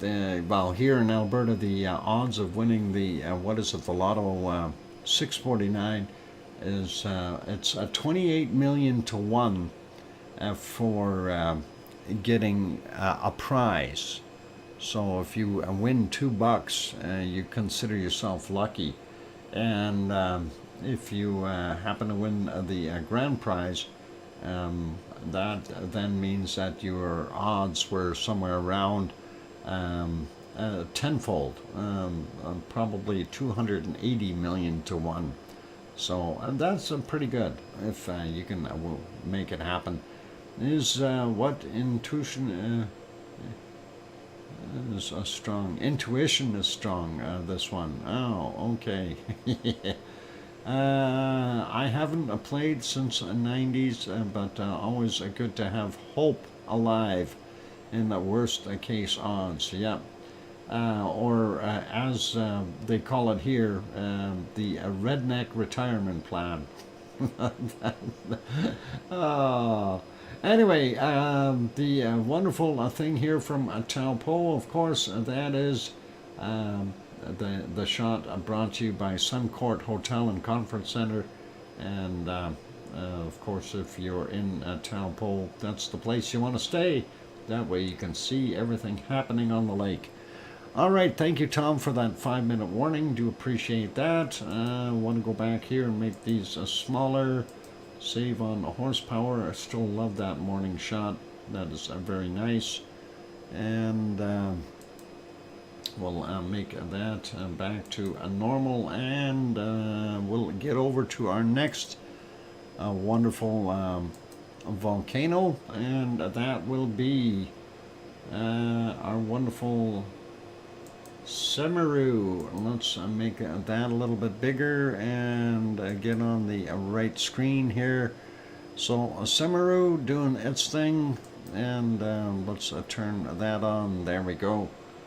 And let's see. They did have zoomed in on the caldera for a little while. It was throwing out some stuff, if you could see it, in between the clouds. So let's see if we can find a couple of spots where it was puffing, and that was earlier this morning, of course. A little out of focus though, but I guess that's the way it is. And let's see if we can get to one of the spots here. Yeah, it's puffing, but it was out of focus, unfortunately. I didn't even realize that just scanning across. And going back a little bit further into the night, we didn't see a heck of a lot. We do see that one. Let's back that up and see if we can push the genie back in the bottle and see if it actually had a little bit of a glow there when it popped. So, yeah, looking at it, and there it goes. So a little bit of a burst, a little bit of a uplift, if you will, and that looked pretty cool. And yeah, that's all kind of too far away though when they zoom back on it like that. Earlier we did have a little bit more of a glow here, and that definitely showed some lava coming out, but not a heck of a lot. It's one of those things, you know, sometimes we get good results, other times we don't. And let's see, they did have it in black and white mode earlier as well, with zoomed in on it. Oh, a space bug going across the screen there, leaving a trail, and a couple of eyes and kind of a smirk with some fancy hair, and that is all cool. This was at 9:01 p.m. their time, and I'm trying to make it go forward here a little bit to see it pop. Let's see if we can get that going. A little bit of, oh, there. That was kind of interesting. Let's back that up and see where that lava actually come from. That came out of here rather than out of the top. That is interesting. Maybe a lava worker with a big flashlight. I have no idea what that is. Alien lava. Anyway, yep, that definitely was lava flowing out of there.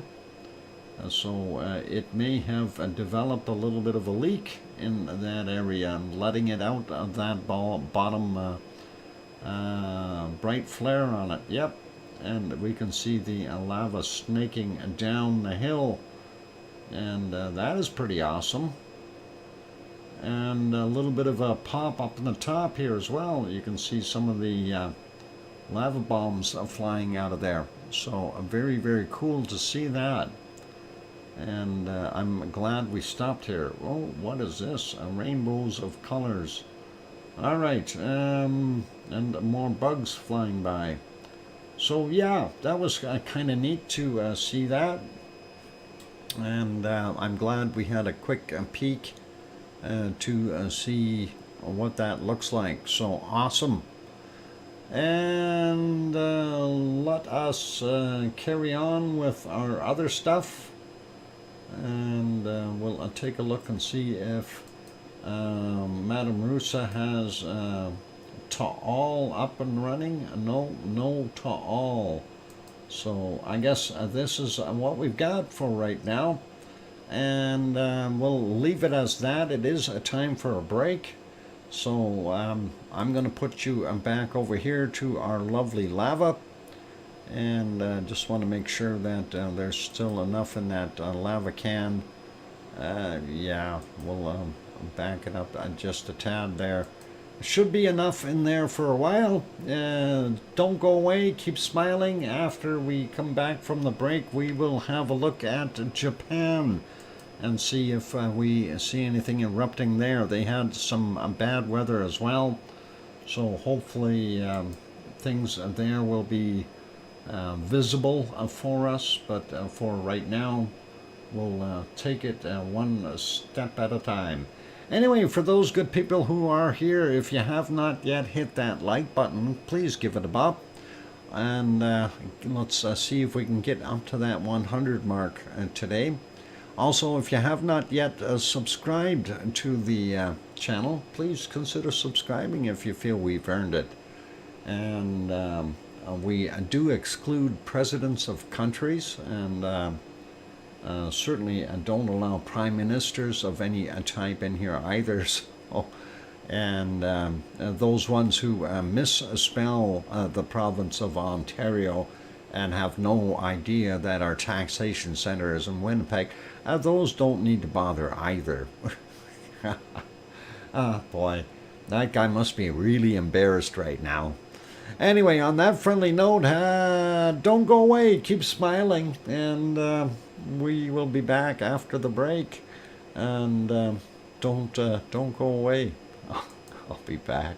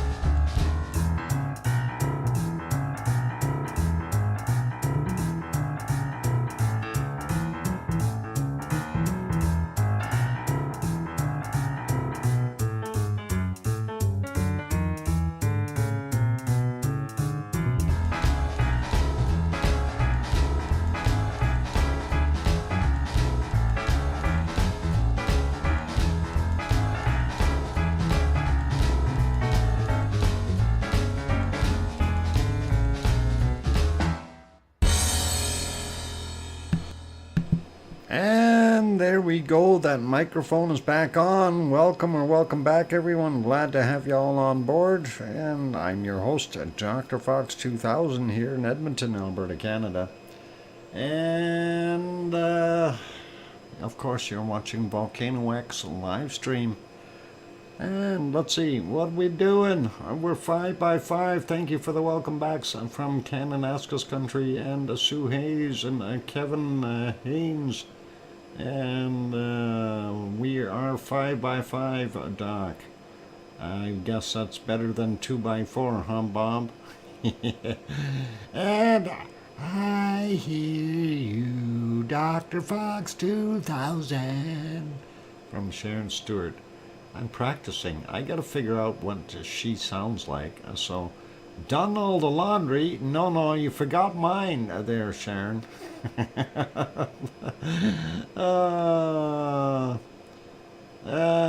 She got the second one, or the third one, one of the two.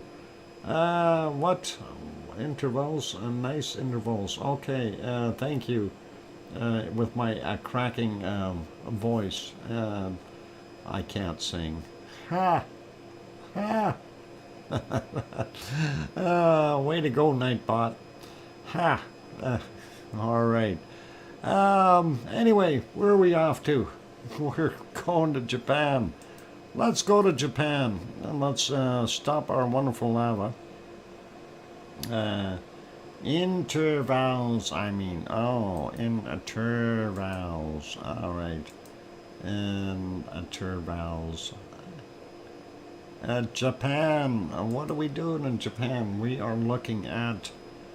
I'm losing my mind. I can't remember. I can't remember where my mind is either.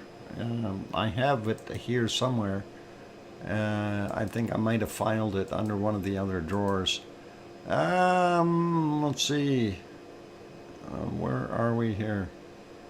I'm looking for something. Okay, I found that, so that's all good. All right, I almost forgot where I lost my mind. All aboard to Japan. And yeah, this is about as good as it gets in there for Japan today as far as visual. And of course, that is Sakurajima. And Sakurajima is, I have no idea what it's doing. It's hiding underneath the clouds. So I'm being honest. I have no idea. And we can't tell. And everywhere I look, it's been under the clouds. And look, it's been raining there too. We can see rain falling. That is pretty awesome. And prior to that, it was in the clouds and the rain at nighttime. So we really didn't see a darn thing. And there you go. So that's kind of what we're looking at. Back to live. And unfortunately, very, very difficult to be able to tell what is going on. Too many things to do, and remember, this is what happens when you are retired. Yeah. Ice cream boat is in. One is left, the other one is in, so you can get an ice cream, and you can always remember that. Ice cream boat right there. Looks awesome. And Cookster says, I always watch the other cam because I like hearing the train in it. Ah, okay. Yeah. Yeah, I don't know which one. Yeah, I see the one that you posted there. But yeah, it's some of them. Sometimes with the audio, you got to be careful too. If you get music or something like that. And this is the close-up cam. That ain't gonna work.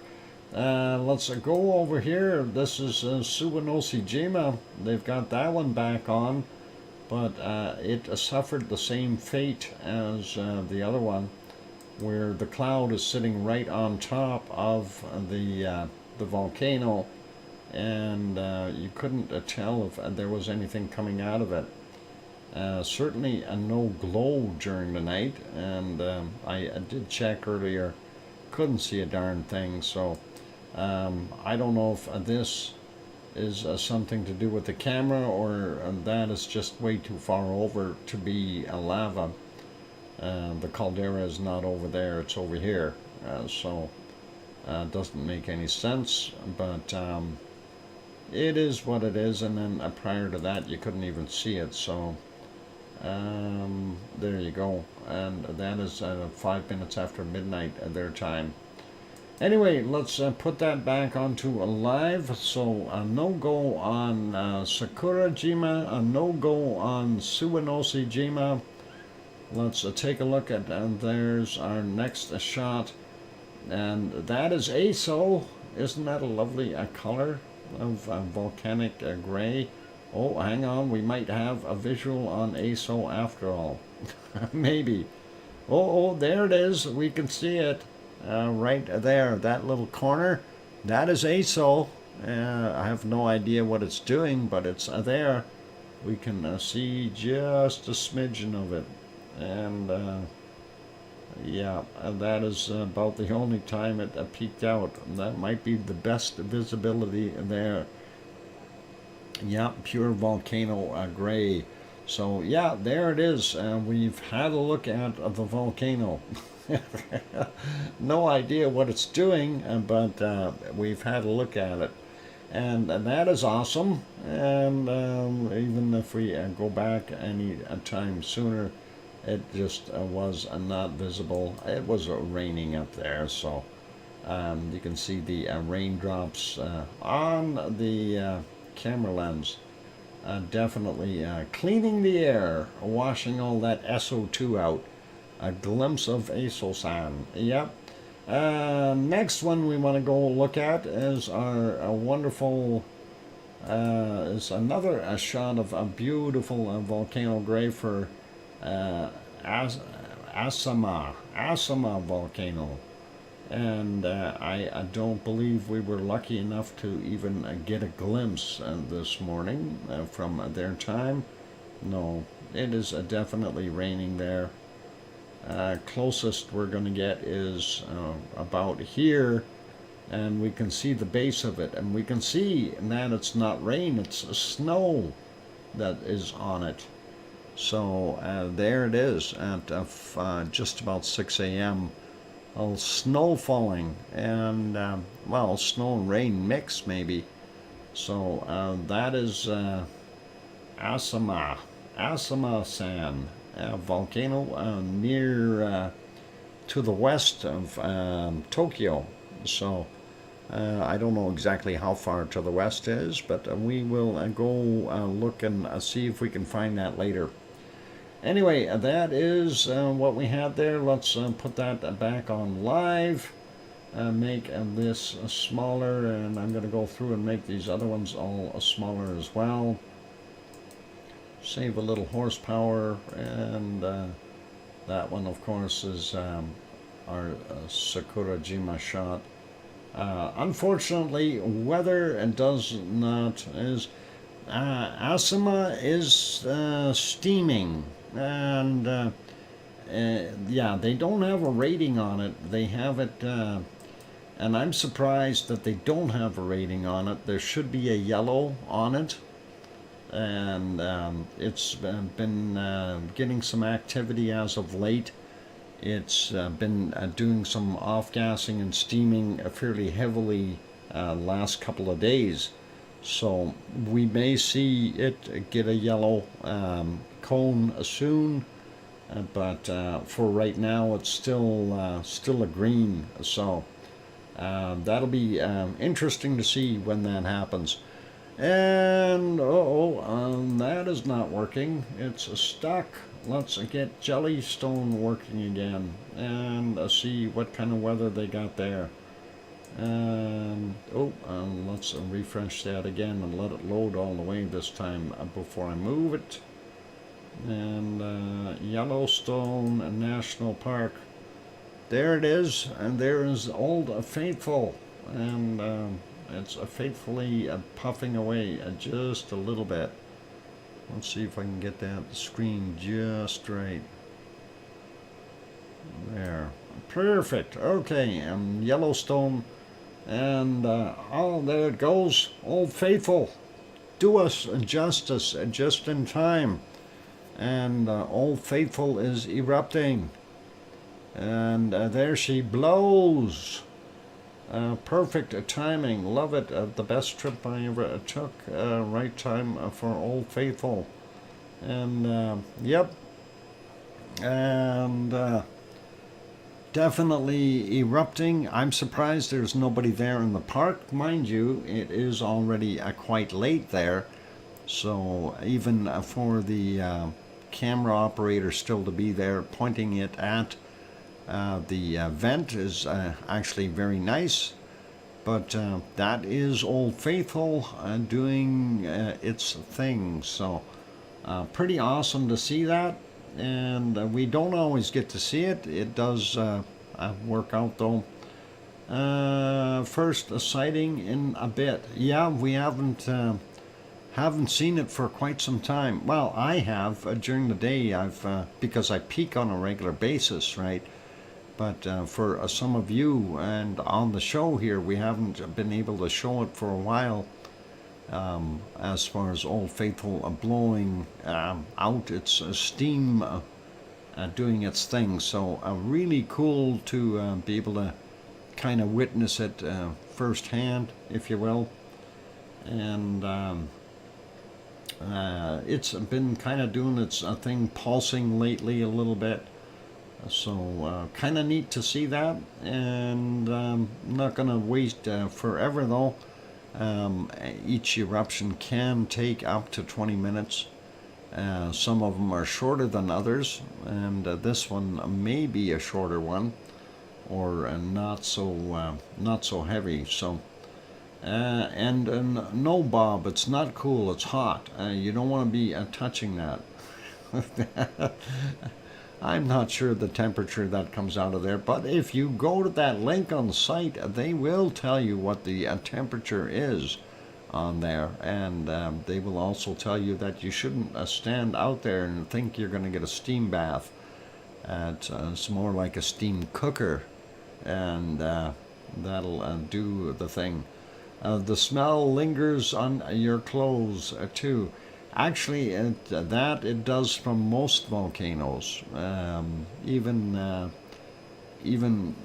over at Ragnar, even though Ragnar was actually not that odorous when you get right down to it, but you could still smell it when you got away from the volcano. You can definitely smell it on your clothes, and that's the way it is. So.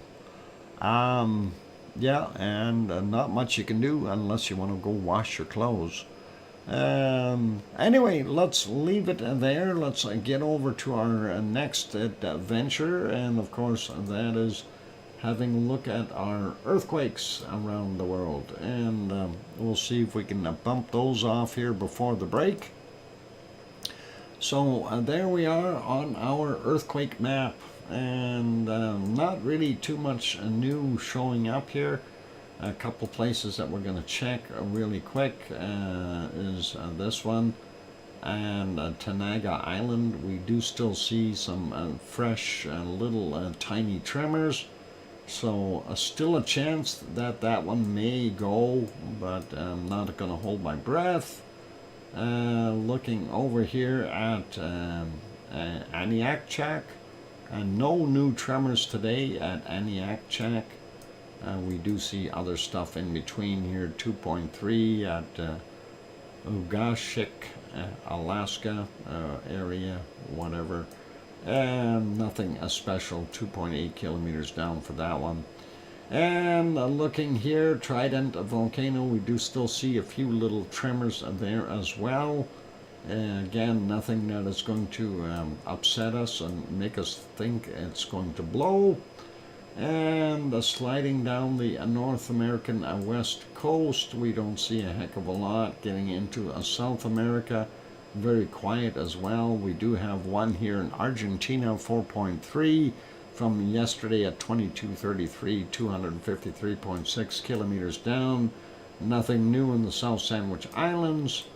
That looks like a kind of a smiley the big smile and two eyes, if you're looking at it from this side. Ah, never mind. Bad joke. Okay. Going over to New Zealand, we don't see anything major in New Zealand. We still see this guy on the map here, that 4.1 from Kawerau, if I said it right, and not any more happening there. And this one here, Tonga area, 5.6, 7:01 a.m., 281 kilometers down. The other one is close to Tonga as well, but they call it Fiji region. 16:41 today, 479.8 kilometers down for that. Sliding over, we see one in Eastern Indonesia, 4.7, 3:26 a.m., 31.1 kilometers down. And not too far away from Luolatok, we do see a couple here. Timor-Leste, 4.8 from yesterday at 20:38, 499.8 kilometers down. The other one is a 4.5, Timor-Leste as well. 5:32 this morning, 469.1 clicks down for him. We see another one out here to the south of Java, 4.6, and that is 6:16 a.m., 10 kilometers down. Nothing in the middle, nothing in the Philippines, nothing till we get over here in Izu Island region of Japan, 5.0 from 22:38 yesterday, 10 kilometers down. And this one just north of Tokyo, 4.7 at 1:25 a.m. 84.7 kilometers down. Tokyo is right here, so that gives you a pretty good idea of where that is. And sliding up a little bit more, we don't see anything up in the Kamchatka Peninsula either. Fairly quiet day as far as earthquakes. Let's see, right there, Nepal, 4.2, 22:06 yesterday, 29.3 kilometers down. And then we see over here near the Caspian Sea, we see in Azerbaijan a 4.1, and that was a 1:10 a.m., 43 kilometers down for that one. And northern Iran, a 5.6, a little bit bigger, and that is of course from yesterday at 21:16, 17.9 kilometers down for him. And over here in Turkey, 4.4, 7:10 a.m., 10 kilometers down. We don't see anything else there, so only the one quake.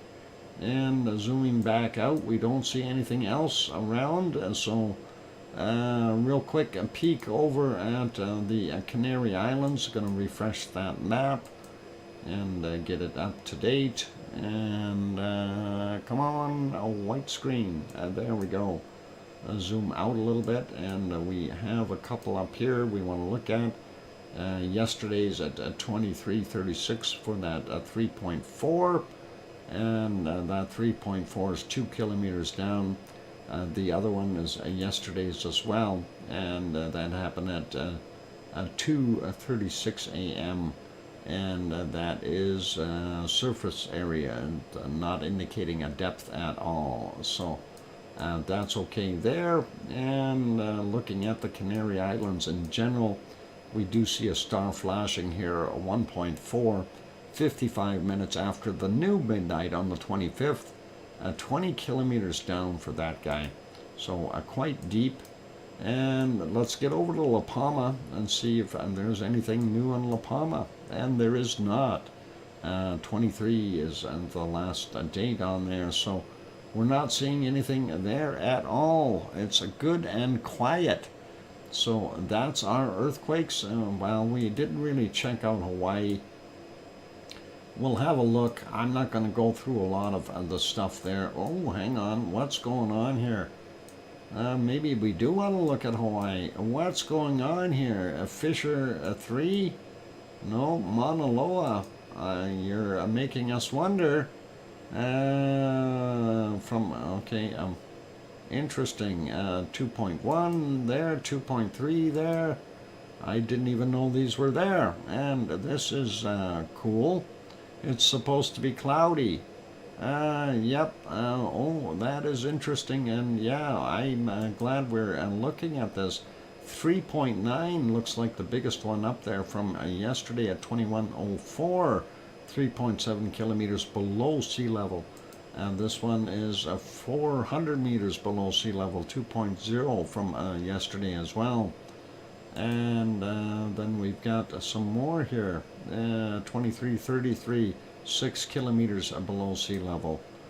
This one is 900 meters above sea level into the mountain at 2.3 from 2124. And what do we got? 2.0, 10:27 a.m., 1.1 kilometers above sea level, so well into the mountain. And here, this is interesting. So that is a 2.5, second biggest one up there. And maybe we will see something happening there. The other one is a 2.4 off on the slopes. So, maybe we're going to have something erupt. The rest here in 2.5, let's see, a 2.4 for that guy, 7.5 clicks down. That's a little odd. This one is 5.6 kilometers down.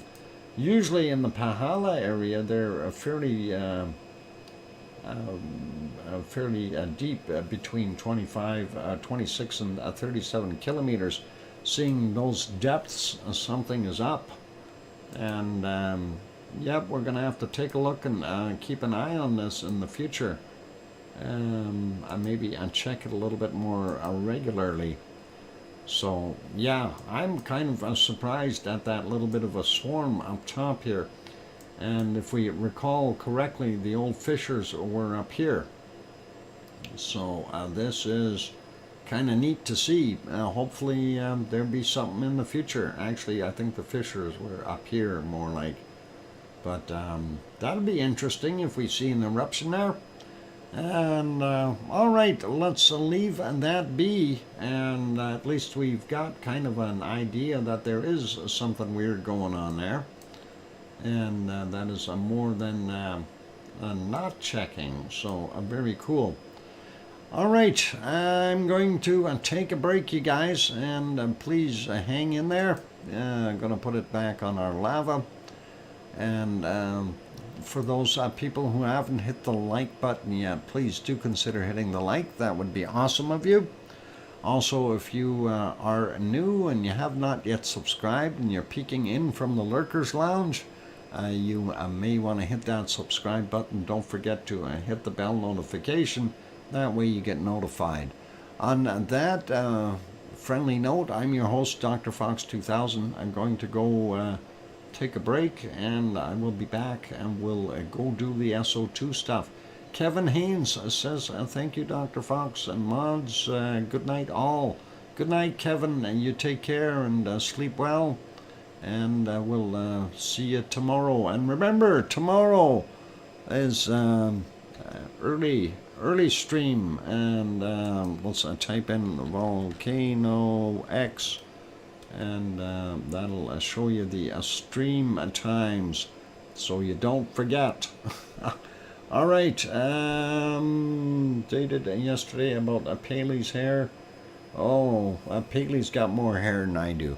All right, I'll be back. Don't go away. Keep smiling. Thanks.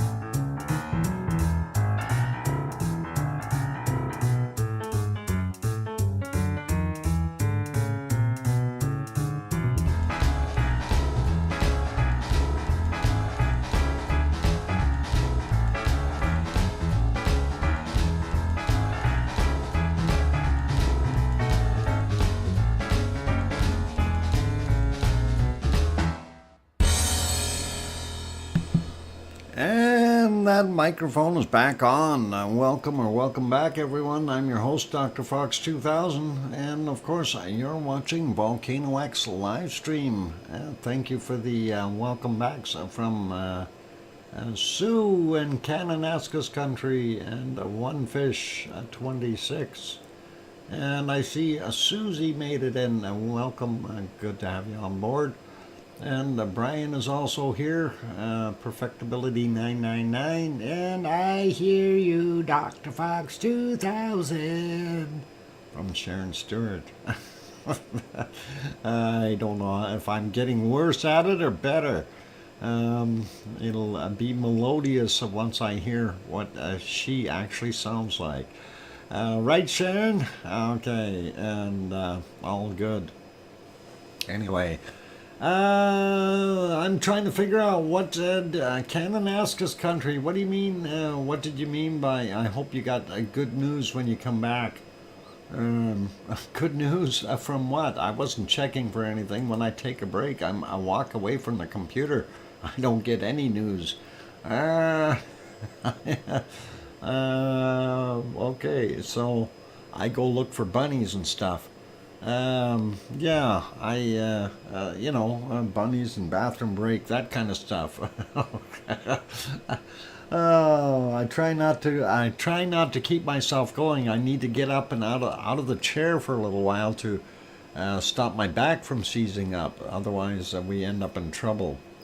Anyway, we did, what? I checked 2 pineapples, nothing really astounding. Okay, Sue, thanks. Yeah, I haven't seen anything either as far as Mauna Loa.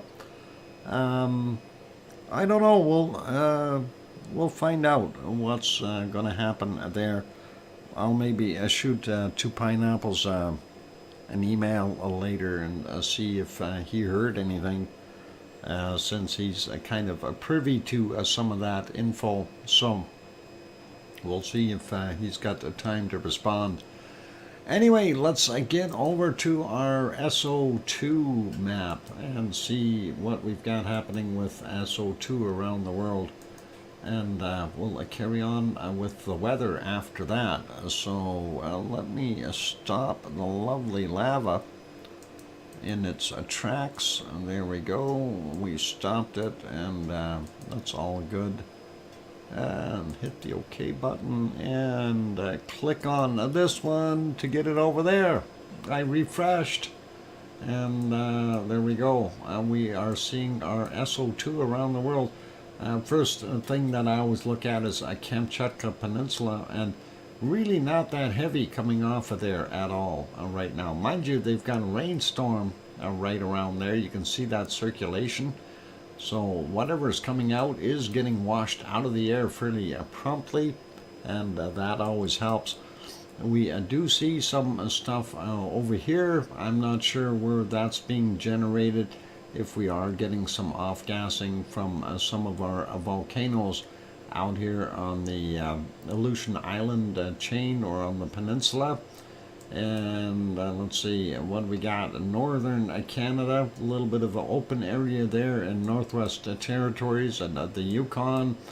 And then British Columbia looks pretty darn good. A little bit of open spot in northern Alberta, but definitely seeing some heavy SO2 in that area, Edmonton included, bad Edmonton. Generating a bunch of SO2, and we can see the clear path going through here though. And Ontario actually looks better than Alberta, and actually so does the rest of eastern Canada. So that is really nice, and even there in Nova Scotia for Sue, and not getting all that much. So that is awesome. And then the western US, they're getting infiltrated by this stuff here. Watch out for white balloons. Most of that is coming into Oregon and then trying to filter its way through. And we see what's happening. We got a spotty situation for the most part. Down here from Popocatépetl, it is the winds have changed direction, and of course that is now moving out of Mexico and going up to Mississippi and Alabama and Tennessee and those states, up through Kentucky and back out through Virginia by the looks of it, and some of it going a little bit further north. And we see for South America kind of a unique pattern set up here. Winds blowing in every which way, and I don't know, that's kind of weird with the patterns, but some of it, well, actually it doesn't look like it's too bad from Colombia or Peru, but all this stuff here being swirled around, it's hard to tell where stuff is coming from, because it looks like it's heading inland here, coming out here, going north here, swirling around, going back south here. So yeah, and then this direction here, it's like, what the heck is going on weather pattern wise? But anyway, we do see that swirling around. Not bad from South America in general. Looking at White Isle Volcano, we do see a plume coming out of there. Fairly normal and kind of okay, I guess.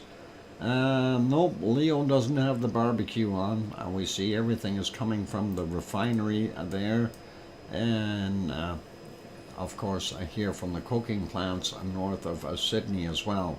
So that is Australia, not bad. Tofua here in Tonga doing its thing, and I don't know, the winds again blowing in different directions. It's going to be interesting to see what happens in the future there. But that could be just Tofua, or maybe have some help from Hunga Tonga Hunga Ha'apai. But Yasur continuing to do its thing. Looks like Gawa and Aoba not as heavy today. There might be some rain happening there, taking it out of the air as well. So looking at that circulation, it could be raining there. Pardon me. And looking at what we've got there in Papua New Guinea, a little heavier from one of them, but the rest looks okay. Luolatok has got all the way down to here from where it lives. And then, of course, this would be generated by Semaru. This would be by Merapi for the most part. And the rest is kind of scattered here, Jakarta, as well as from son of Krakatoa, Krakatau, and not so bad from Kerinci or Marapi, and up here as Sinabung and some people population doing their thing. Ibu and Dakono, not so bad today. And looking over here at Milan and Bulasan, not that bad either, but that plume is going out past Taal, so it's very difficult to say what's coming from where. There's Taal, we know it is off-gassing, and we also know that we have a lot of people living there doing their thing. Pretty normal for Taiwan and China. We do see a small plume coming off of Suwanoshi-jima, and then when we go in here, we see this area here is from Sakurajima, of course, and this area here is from Aso, so that is happening there. And when we slide further north up to where Tokyo is, we do see a little bit of a darkened area right in here. And I do believe that's about the location of Asama, Asama-san being in here somewhere. And let's see if we can actually, because I'm curious, I'm going to do this. We're going to point exactly where Asama is, going to point it out.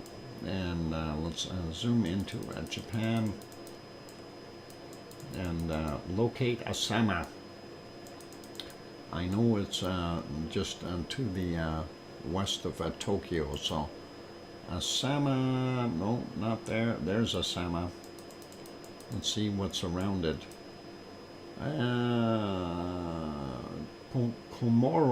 Comoros are fairly close to Sama. So let's take a look at Comoro on the other map and see. And let me get back over to that. Where is a Comoro on this one? There's a Comoro. So Sama is somewhere in here. And yep, looks like that's about where it would be originating from. Or is that it here? That's another volcano. Yeah, that could be a Sama there.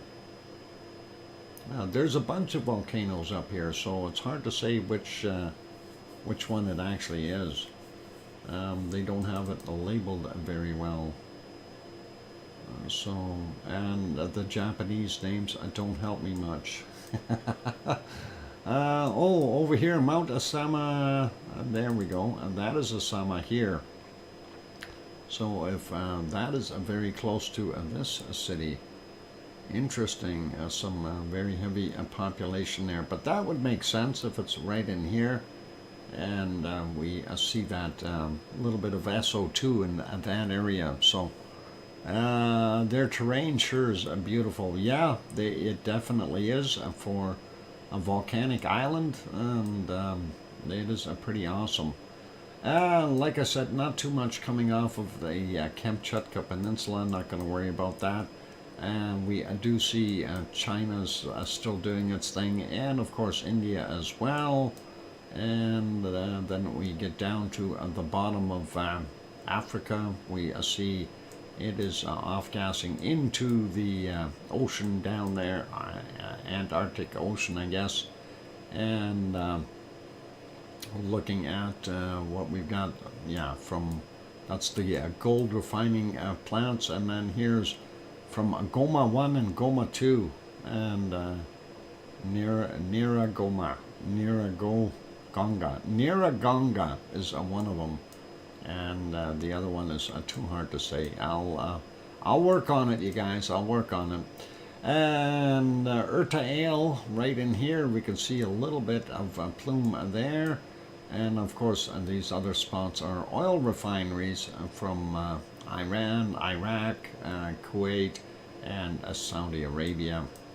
And we see a little bit of a longer tail on here on that plume, and that is coming from Mount Etna, and Mount Etna, and from our friend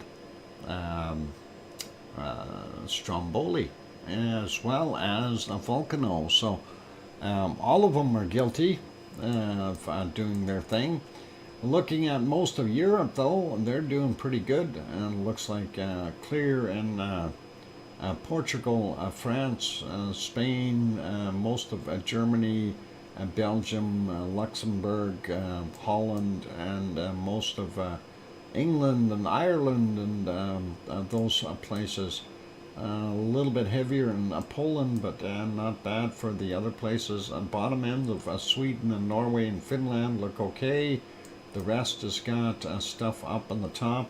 Fairly heavy up in the Arctic regions, and one of the things is, same thing as what we've seen in the Antarctic region, is when spring comes, the snow melts and starts to melt, and any SO2 that was trapped in the snow is being released back into the air as the snow evaporates or melts.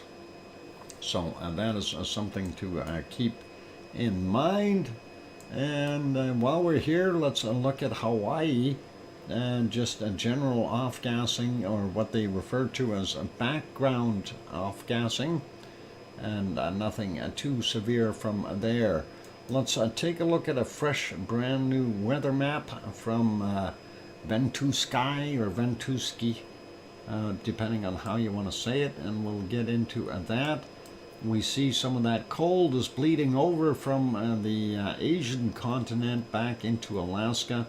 And of course, Yukon looks pretty warm. Northwest Territories portions have warmed up.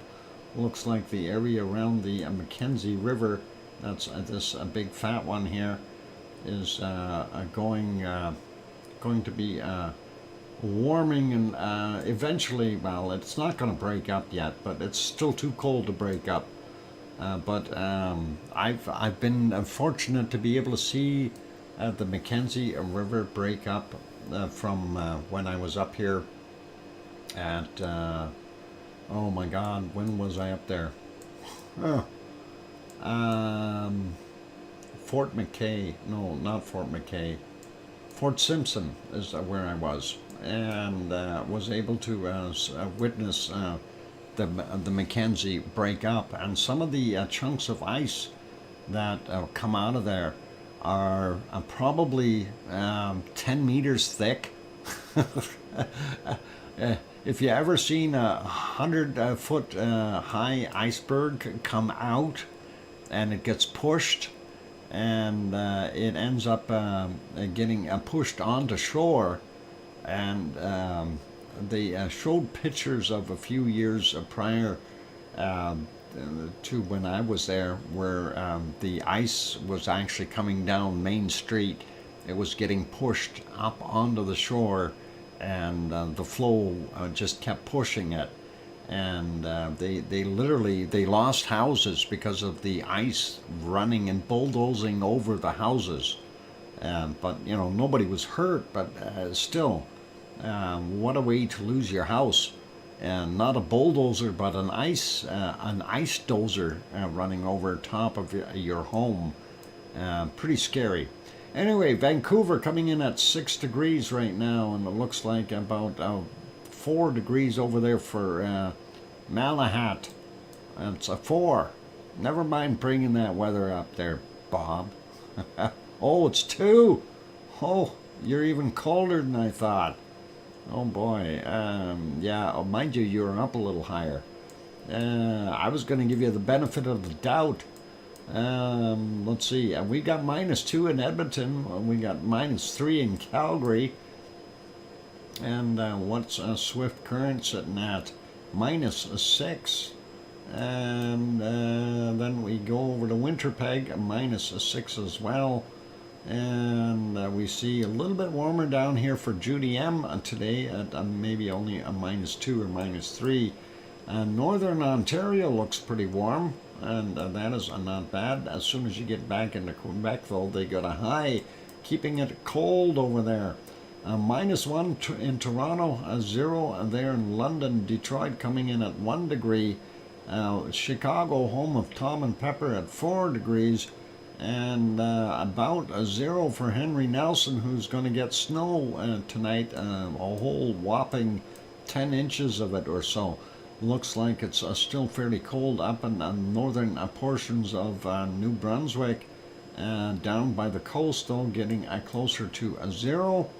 Halifax coming in at about a 0 or -1, depending on where you hold your hamster. And a -1 in Cole Harbour as well.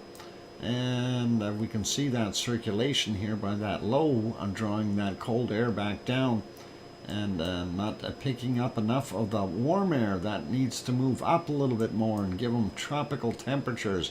Avalon Peninsula somewhere between a -1 and 2 and 3, and it looks like the interior of Nova Scotia, or sorry, Newfoundland is down to about -6 in places, -7. Don't go over to Labrador unless you want to build igloos, -12 and 13 up on the northern end, and around -6 to 8 in the interior portions. Coastal areas slightly warmer. And let's go over here and take a quick look at Portland, coming in at 4 degrees. San Jose only a 9 today. And Los Angeles at about 15. Death Valley better have some warmth. 21 degrees in Death Valley, I think. And Las Vegas coming in at 19 in Death Valley. Same as yesterday. I thought it'd be warmer. 14 degrees there in Las Vegas. Yeah, maybe that map is slightly off. Depends on where they're taking their temperature. 19 in Mexicali, the same as Death Valley. That rhymed. Oh boy, I'm punny. 17 in Phoenix, and Tucson coming in at 13. And we see a 4 in Albuquerque and New Mexico. Going over, seeing Oklahoma is Oklahoma City, 8 degrees. We see the cutoff here for the warm temperatures. Texas in the bottom, holding the heat. 29, 30, 31 in some spots. Awesome. San Antonio sitting at 25 degrees. 23 in Houston, 23 in Austin. Dallas is up at about 18 degrees. Louisiana about 24 degrees there. And let's go take a look at Miami. Miami coming in at about 25. The interior slightly warmer in some places yet at 26 or so. 22 in Jacksonville. Looking at Atlanta, 21 right now. That's not bad. Charlotte, North Carolina, 22.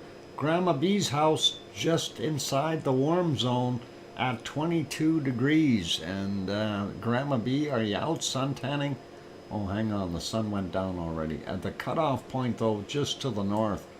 And looks like Virginia Beach is 9 degrees. Philadelphia, 7. New York, 7. And going up to Boston, about 4 degrees there. So that is not bad. Okay, it is time for a break. Actually, we'll finish this area real quick here. Mexico, 16, 17 degrees. Acapulco, 26.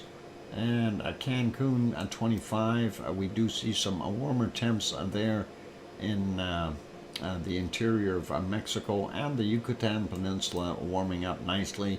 And we'll after the break we come back and we'll head into South America and see what the temperatures are there. I'm not carving her a barbecue chicken. What? Barbecue chickens. Ay boy. All right, back to the lava. For those good people still here, please do consider hitting the like button if you haven't done that yet. Here's some music, and hit the subscribe if you haven't subscribed. I'm your host, DrFox2000. I'll be back in 5, 6, or 7 minutes. Don't go away. Thanks.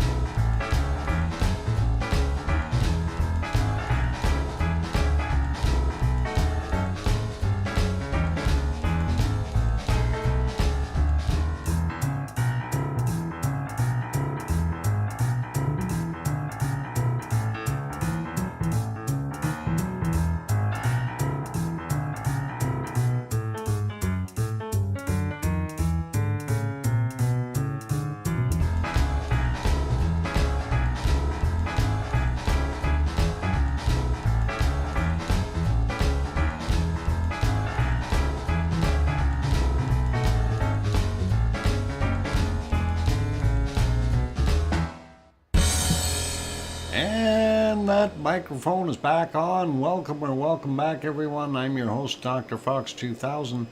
And of course, you're watching VolcanoX live stream.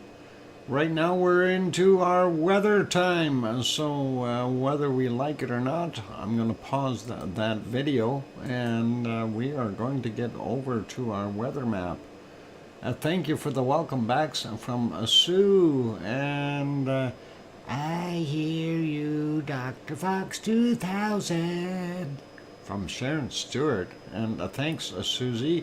Alex France, welcome. And you're coming in at the back end of the show. You're on late tonight, Doc. Yeah, still on.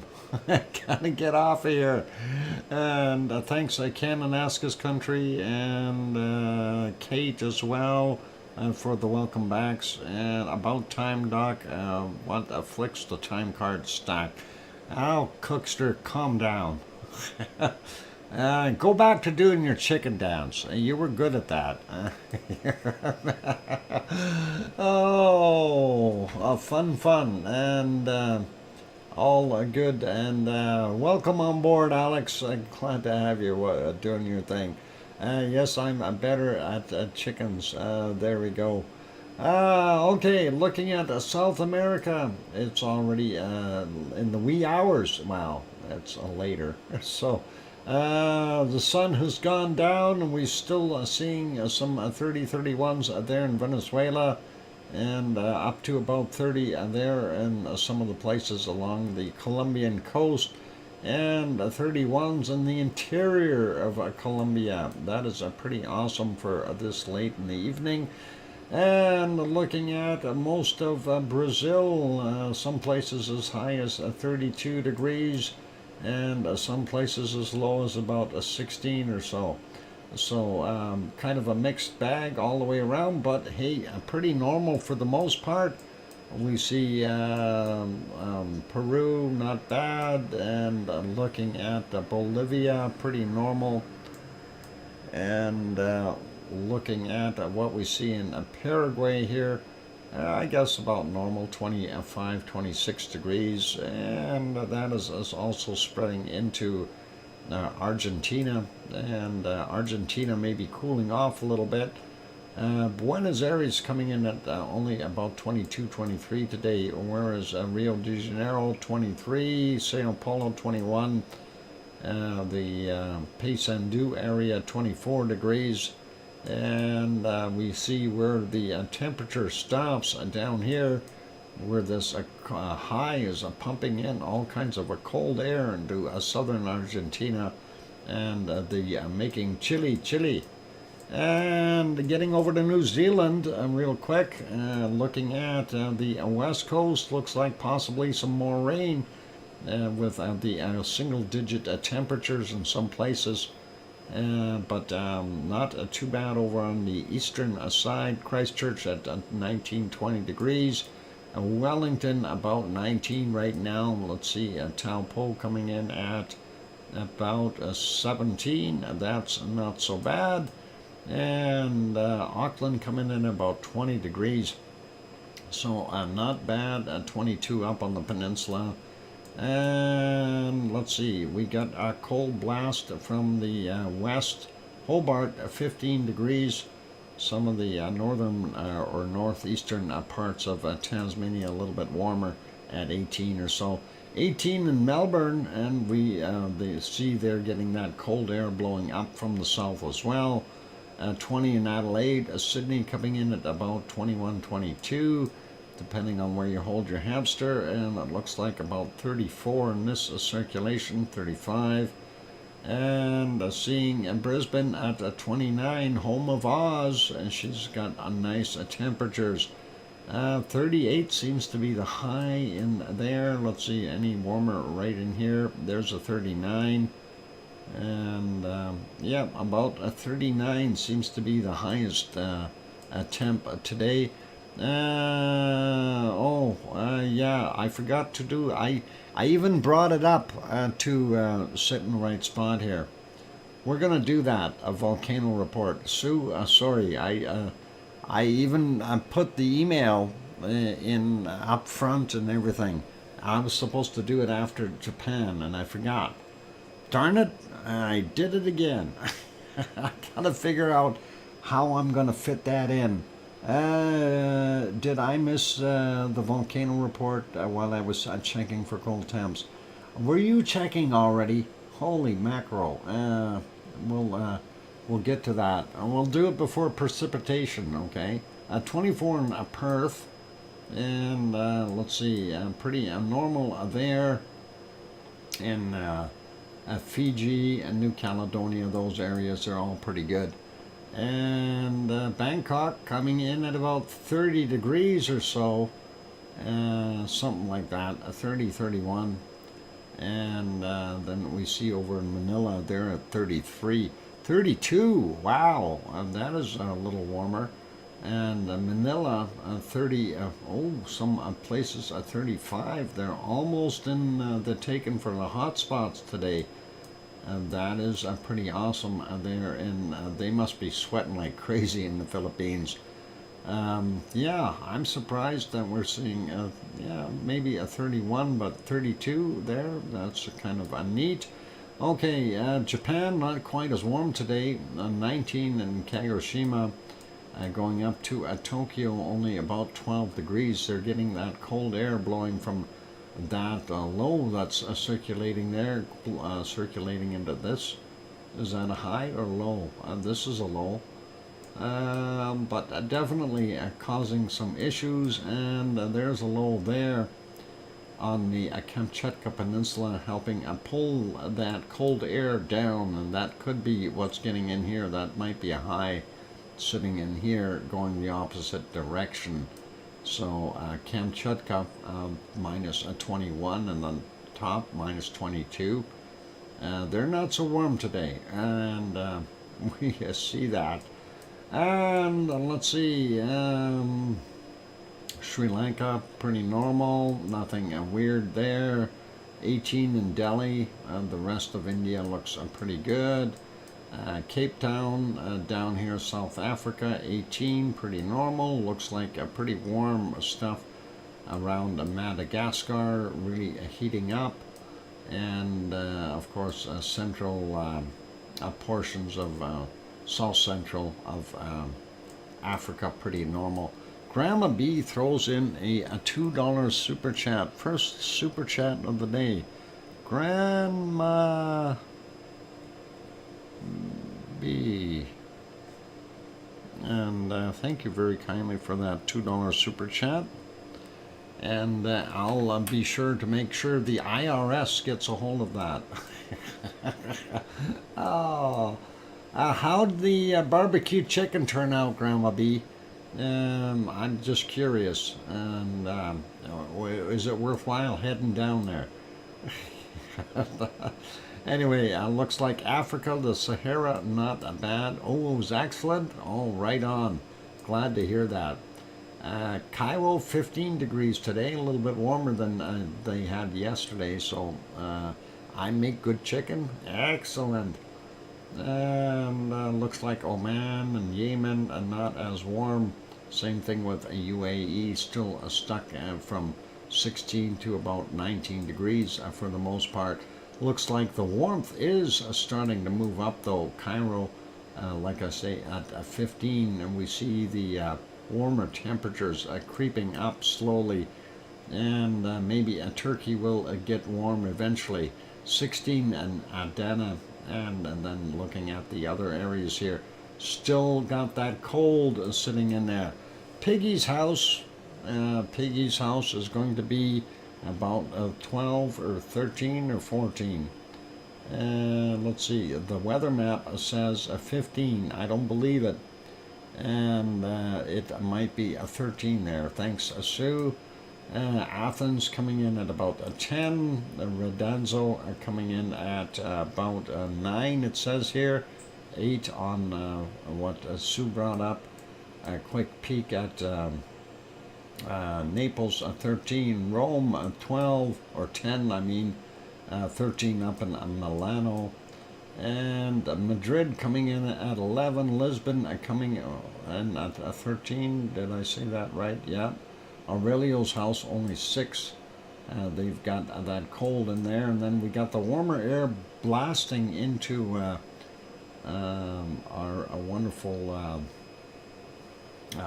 France, 10 in Nantes for Tanto, and Paris coming in at 9, Munich at 8, Frankfurt at 8, Cologne at 9, Yvonne Kunkel's house at 8, Brussels coming in at 8, Luxembourg maybe a little bit cooler, 6 or 7, Amsterdam sitting at about 8, Berlin is a 7, Hamburg is a 9, going in, looking at Copenhagen coming in at 6, Aarhus coming in at a 7, Oslo a 2, Stockholm a 0, and looks like they got a low messing around there. And St. Petersburg is 5 degrees, and Moscow is 3.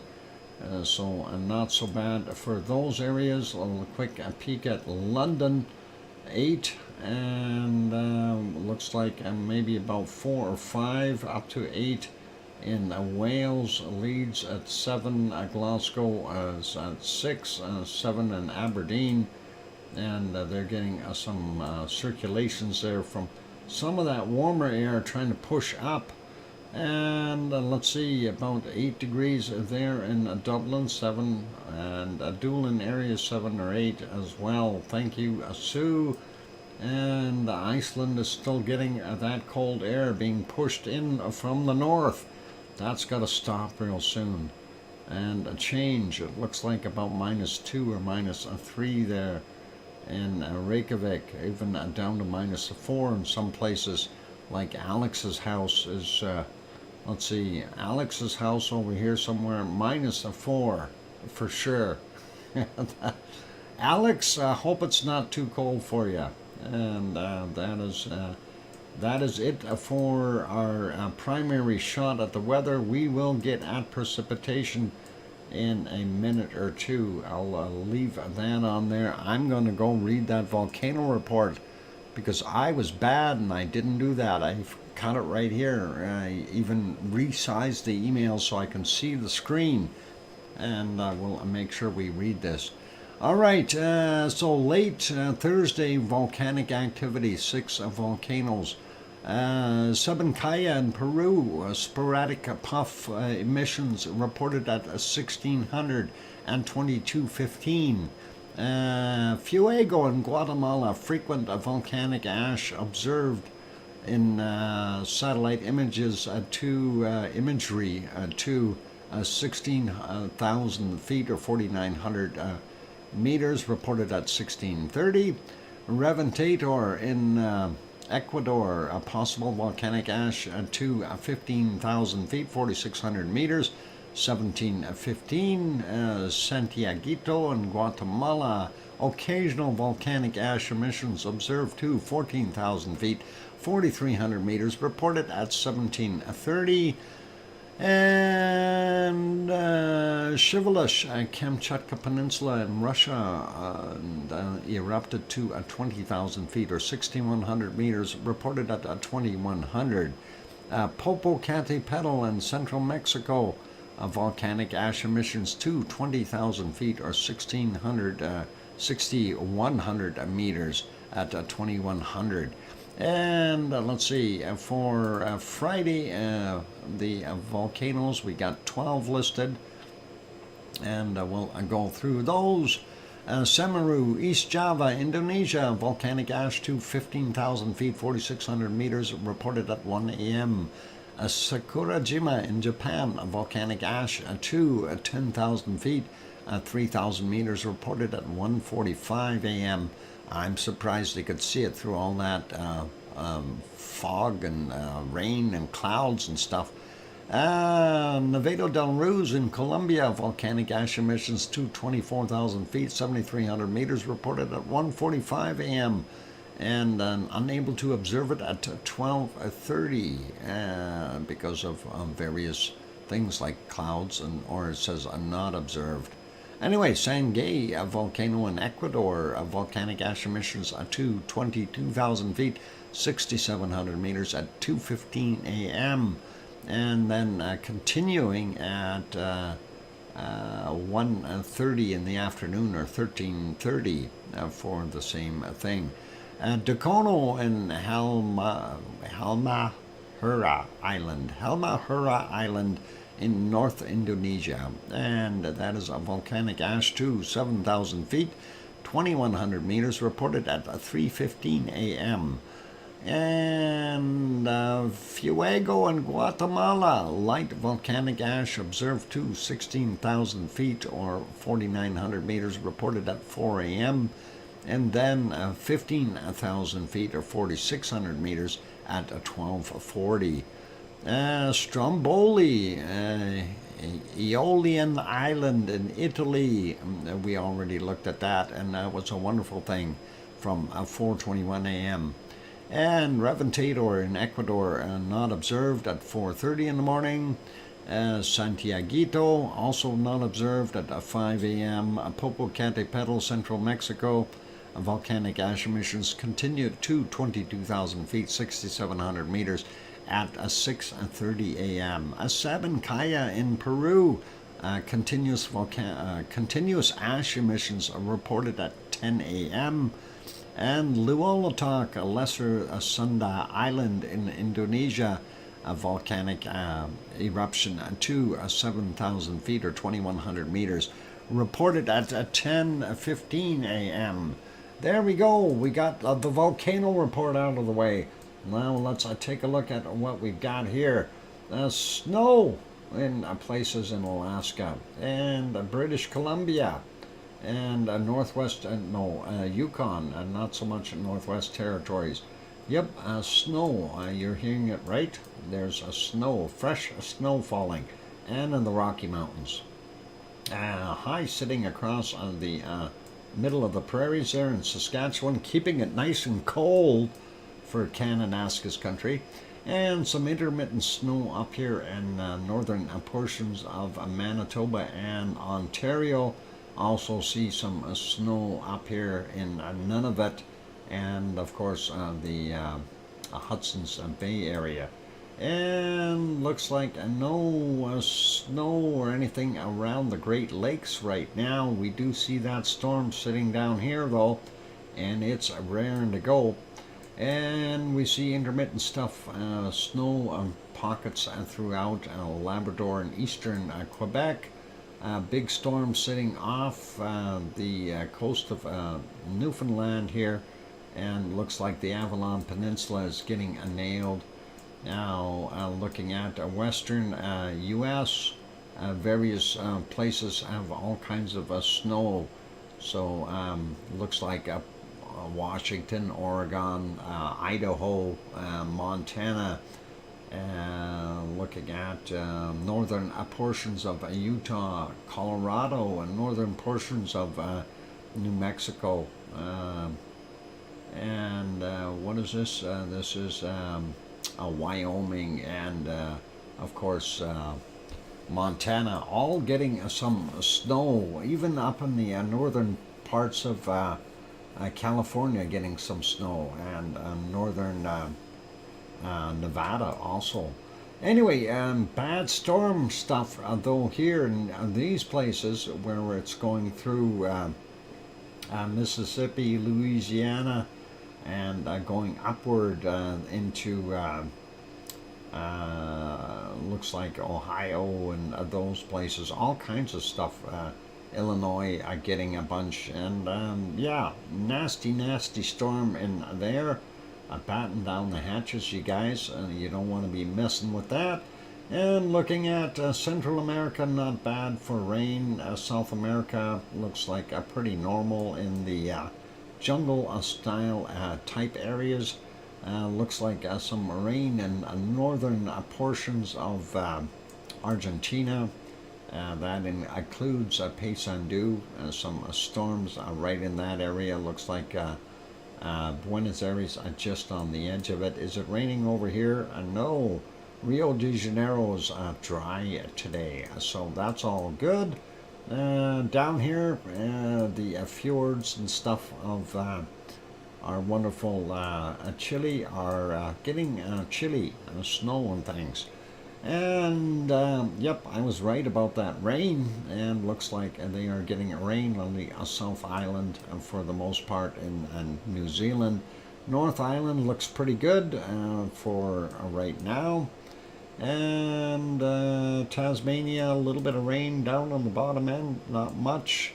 And Wellington, yep, 20 degrees Celsius. And looks okay there. Blowing 24 miles an hour. Grenzed, put rocks in your socks if you got to go out. That is pretty nasty. Anyway, it looks like around the Sydney area, everywhere there, they're getting some heavy-duty thunderstorms along the coast. Canberra and those areas all the way up. Well, and maybe even a little bit in Brisbane from the looks of that map. And out here in the western portions, they are definitely getting some rain. Perth is just out of it, so not bad. See some lows out around those places. Let's see, a high sitting here, two highs sitting here on the northern side of New Zealand, and that is keeping probably most of Tonga in the clear, but looks like a little further out they've got some storms. And then again, I was right about the circulation here in between New Caledonia and Vanuatu. They definitely have some stuff there. Looks like definitely some rain in Papua New Guinea. And yeah, pick a place there in that circle, and I'm sure it'll be raining. That storm in China still kind of hanging in there a little bit as well.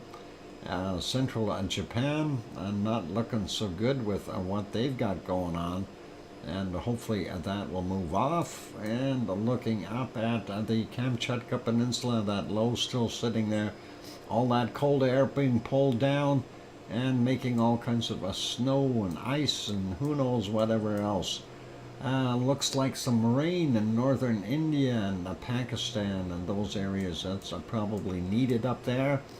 Madagascar, looks like not too bad at Madagascar itself, but to the north they are definitely getting some rain in what is it, the south, Somalia, Ethiopia, and I don't know what some of the other countries are there, but definitely getting some rain in those places.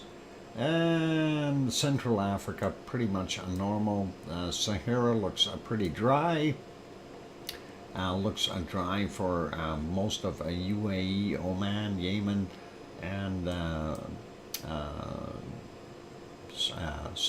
Saudi Arabia, as well as Iraq and Iran. We do have a little bit here in Egypt, and a little bit going up the inside Beirut coast, Lebanon, and so on, Tel Aviv possibly. That's probably welcome rain though. Do see this stuff in Turkey, not the right place to be raining. Piggy's place, no rain, so that's okay for her. And not seeing anything in Italy or Sicily or Spain or Portugal. We do see France has got a bunch of rain. Rain up in the Alps, rain in half of Germany, and actually more than half, and rain up in Denmark as well as Holland. And looks like the southeastern side of England is okay, but Wales and Scotland and the northern end of the island there is definitely getting a bunch of rain, and rain over here for the Irish monk as well. And looking up a little further, we do see a rain in lots of Denmark, and then snow up here in the Norwegian and Swiss area, as well as over here in Finland, where that low is sitting. And northern portions a little drier, but along the Norwegian coastal areas definitely getting some stuff. And again, still that system pushing that cold air in. Still snow out in the east and northeast and the northern areas of Iceland. So be aware of those. All right, let's go hunting temperatures. And I'm sure Sue is all ready for this.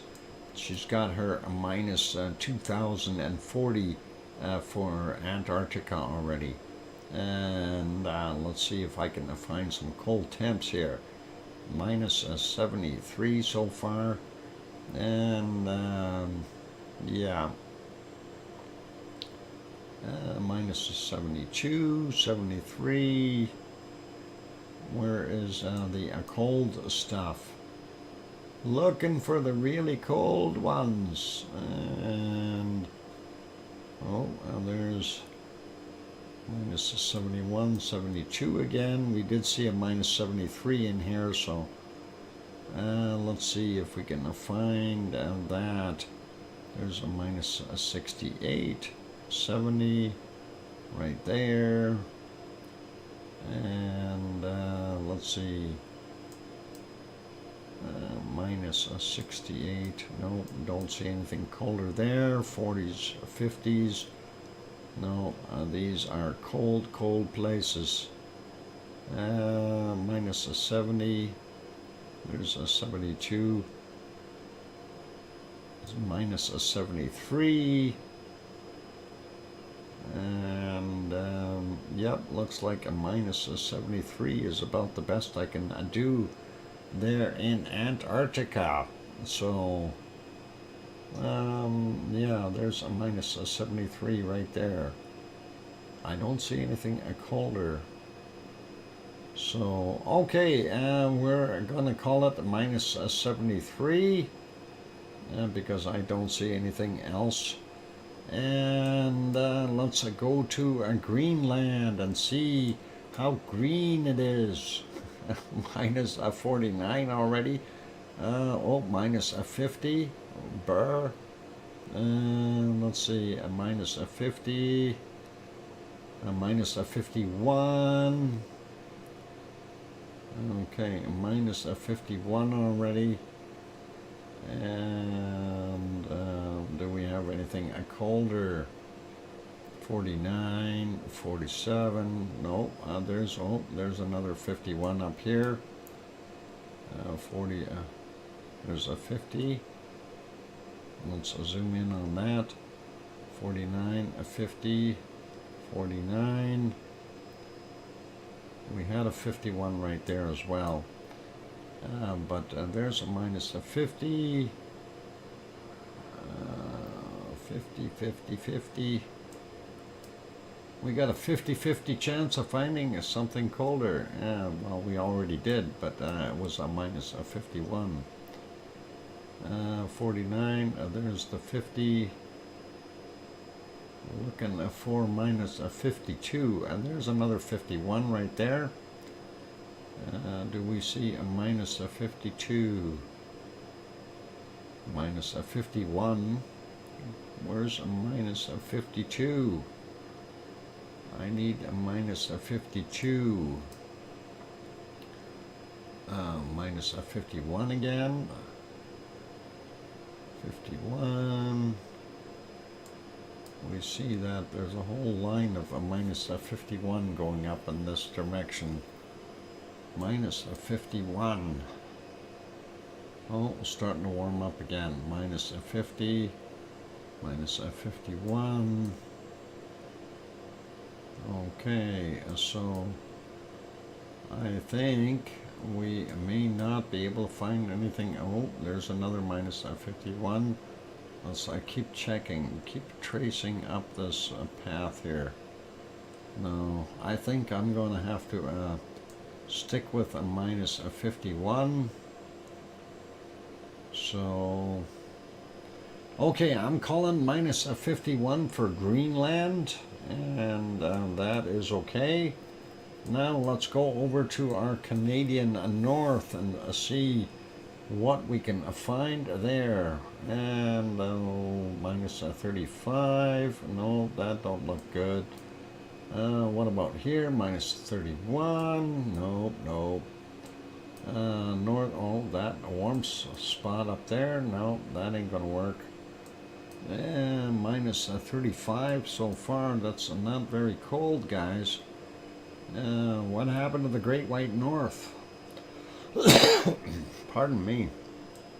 It's probably melting. Minus 34. There's a minus 35. Let me do some zooming in here and see if we can find some of those colder patches. Minus 35. What about this one? A minus 37. Okay, we've got a minus 37 right there. And that is awesome. So let's beat minus 37. Is there no 38s in there? No. Minus 35 there. Minus 35 there. Let's see if we can find some other cold places. Oh, what about the interior here? There's a minus 36. No minus 37s. We got minus 37. Let's see if we have anything colder. What about up in here? Anything? No.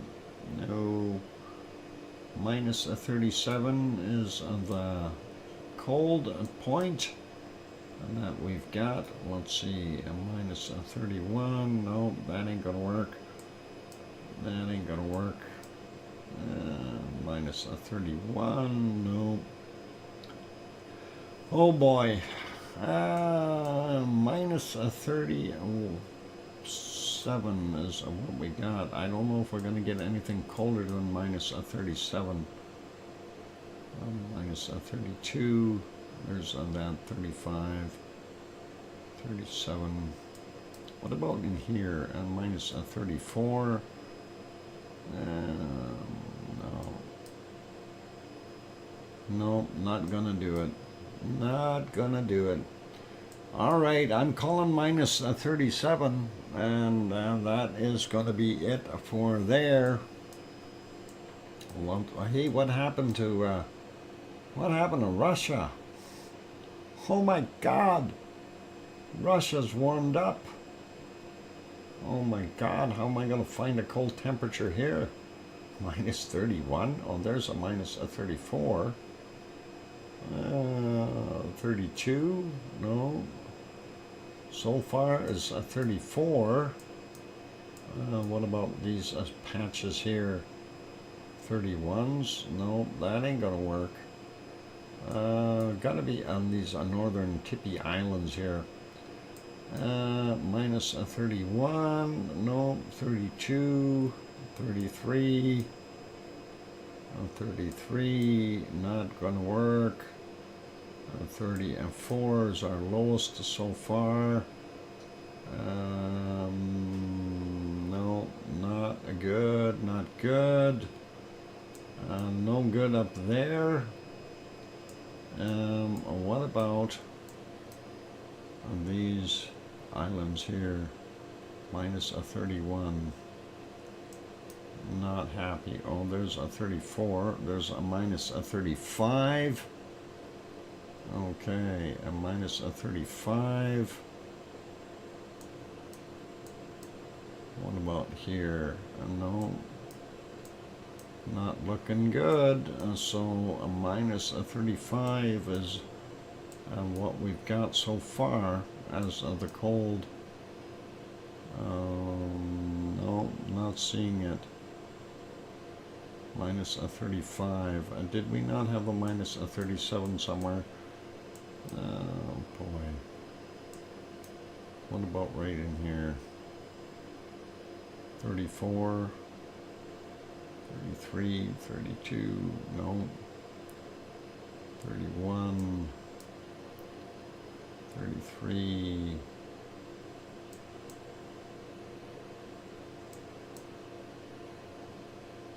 Oh my God. Not working, you guys. Minus 35? You gotta be kidding me. And we gotta find more than the minus 35. It's colder in Canada, for crying out loud. Minus a 34. It's got to be like a minus 40 in here somewhere. Minus a 34, 33, 34. No. No good. What about right there? No. Minus a 34 is the thing, and we got a minus a 35, so I don't know. It's warming up. Minus a 33. No, that ain't gonna work. 33. Darn it. Where's Santa Claus when I need him? Oh, what's this little spot here? Oh, there we go. Minus a 42 I seen. There is a minus a 42. Excellent. That is awesome. Okay, a minus a 42. Do we see a minus a 43 here? One little spot in Russia. And a minus a 42. Yeah, wow, a minus a 42. That is awesome. Your secret spot? Oh, yeah, I believe it, Sue. You were hiding it in Siberia. Minus a 42, eh? Let's see, is that all we got though? Minus a 42.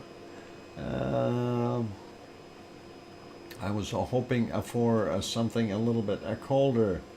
Okay, I'm gonna stick with a minus a 42. I don't know if there's gonna be anything else there.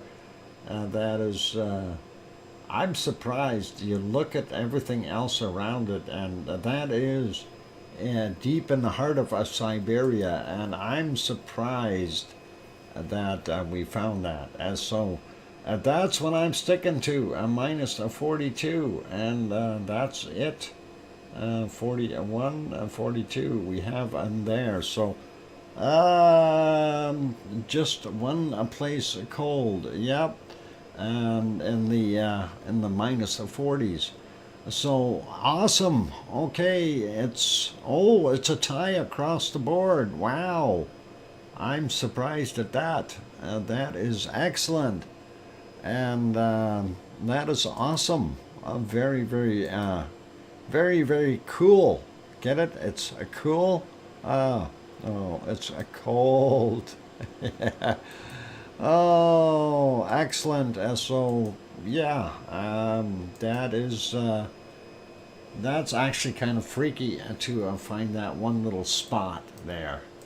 And I know that it works that way. You know, you find one little tiny area. Sue's off to go feed the animals, and that is excellent. And it's time for me to wrap that stream up. I see we are at 99 likes on our stream. Is there no one that hasn't hit that like button yet? Give it a quick bop if you haven't done that yet, please. I do see 99 on my screen, so that is awesome. And I want to say a big thank you to everyone here tonight. Of course, it's a Friday night. Tomorrow is a Saturday, and of course the stream starts early, and that is there we go. VolcanoX is the keyword to bring up the times, so you guys will know when it's on. A good game, Doc and Sue. Yeah, Sue done very good, and thank you, Sharon Stewart, for keeping track of things. Appreciate that, and awesome. So big thank you to every one of you that is in here, and of course a big thank you to our wonderful Sharon Stewart for gifting the 10-pack of memberships. That is very, very kind of you, Sharon, and very awesome. Also big thank you to Grandma B for throwing in the $2 super chat. and I'm sure I'm going to be reporting both of those things to the tax man immediately. I'll put the $3 stamp on the envelope to make sure it gets there right away, and just I'm sorry, I just have to laugh sometimes. It's a fun. Thanks everyone for the awesome a good time here, and be good, be kind, take care of yourselves. We will see everyone tomorrow on Saturday. It's early stream, 3 hours earlier, so remember that. For those who haven't yet gone and looked at that Stromboli video I put together today, please do consider looking at it if you want to just watch it in peace and quiet without the stream being involved. That is also really, really cool. And our racing hamster courtesy of Oh Mummy of Hamsters. Yeah, that is awesome. Anyway, time to wrap it up, you guys. I'm going to go have some dinner and that kind of stuff. So be good, be kind, take care of yourselves. We will see everyone tomorrow. Keep smiling and hit that like button if you haven't done that yet. And on that friendly note, what was a good pink lenticular ridge cloud you showed? Oh, at Ruapehu, you bet. And that was very nice stuff, Gren Zed. And I've got some of those shots there, so I took those still shots or screen grabs, and hopefully they'll be good. Anyway, be good, be kind, everyone. Take care of yourselves, and most of all, please tell your loved ones that you love them tonight, for tomorrow is never promised. I'm your host, DrFox2000, here in Edmonton, Alberta, Canada, saying thank you to everyone. Thank you to our moderators, Arizona Snowman, Piggy, C&D Boy, Gary 24/7 Live, Lucas Snow, and Joseph Fields. Thanks, guys. And also a big thank you to all of you, the whole Lava family. Good night, and take care, and we'll see you all tomorrow. Oink, oink.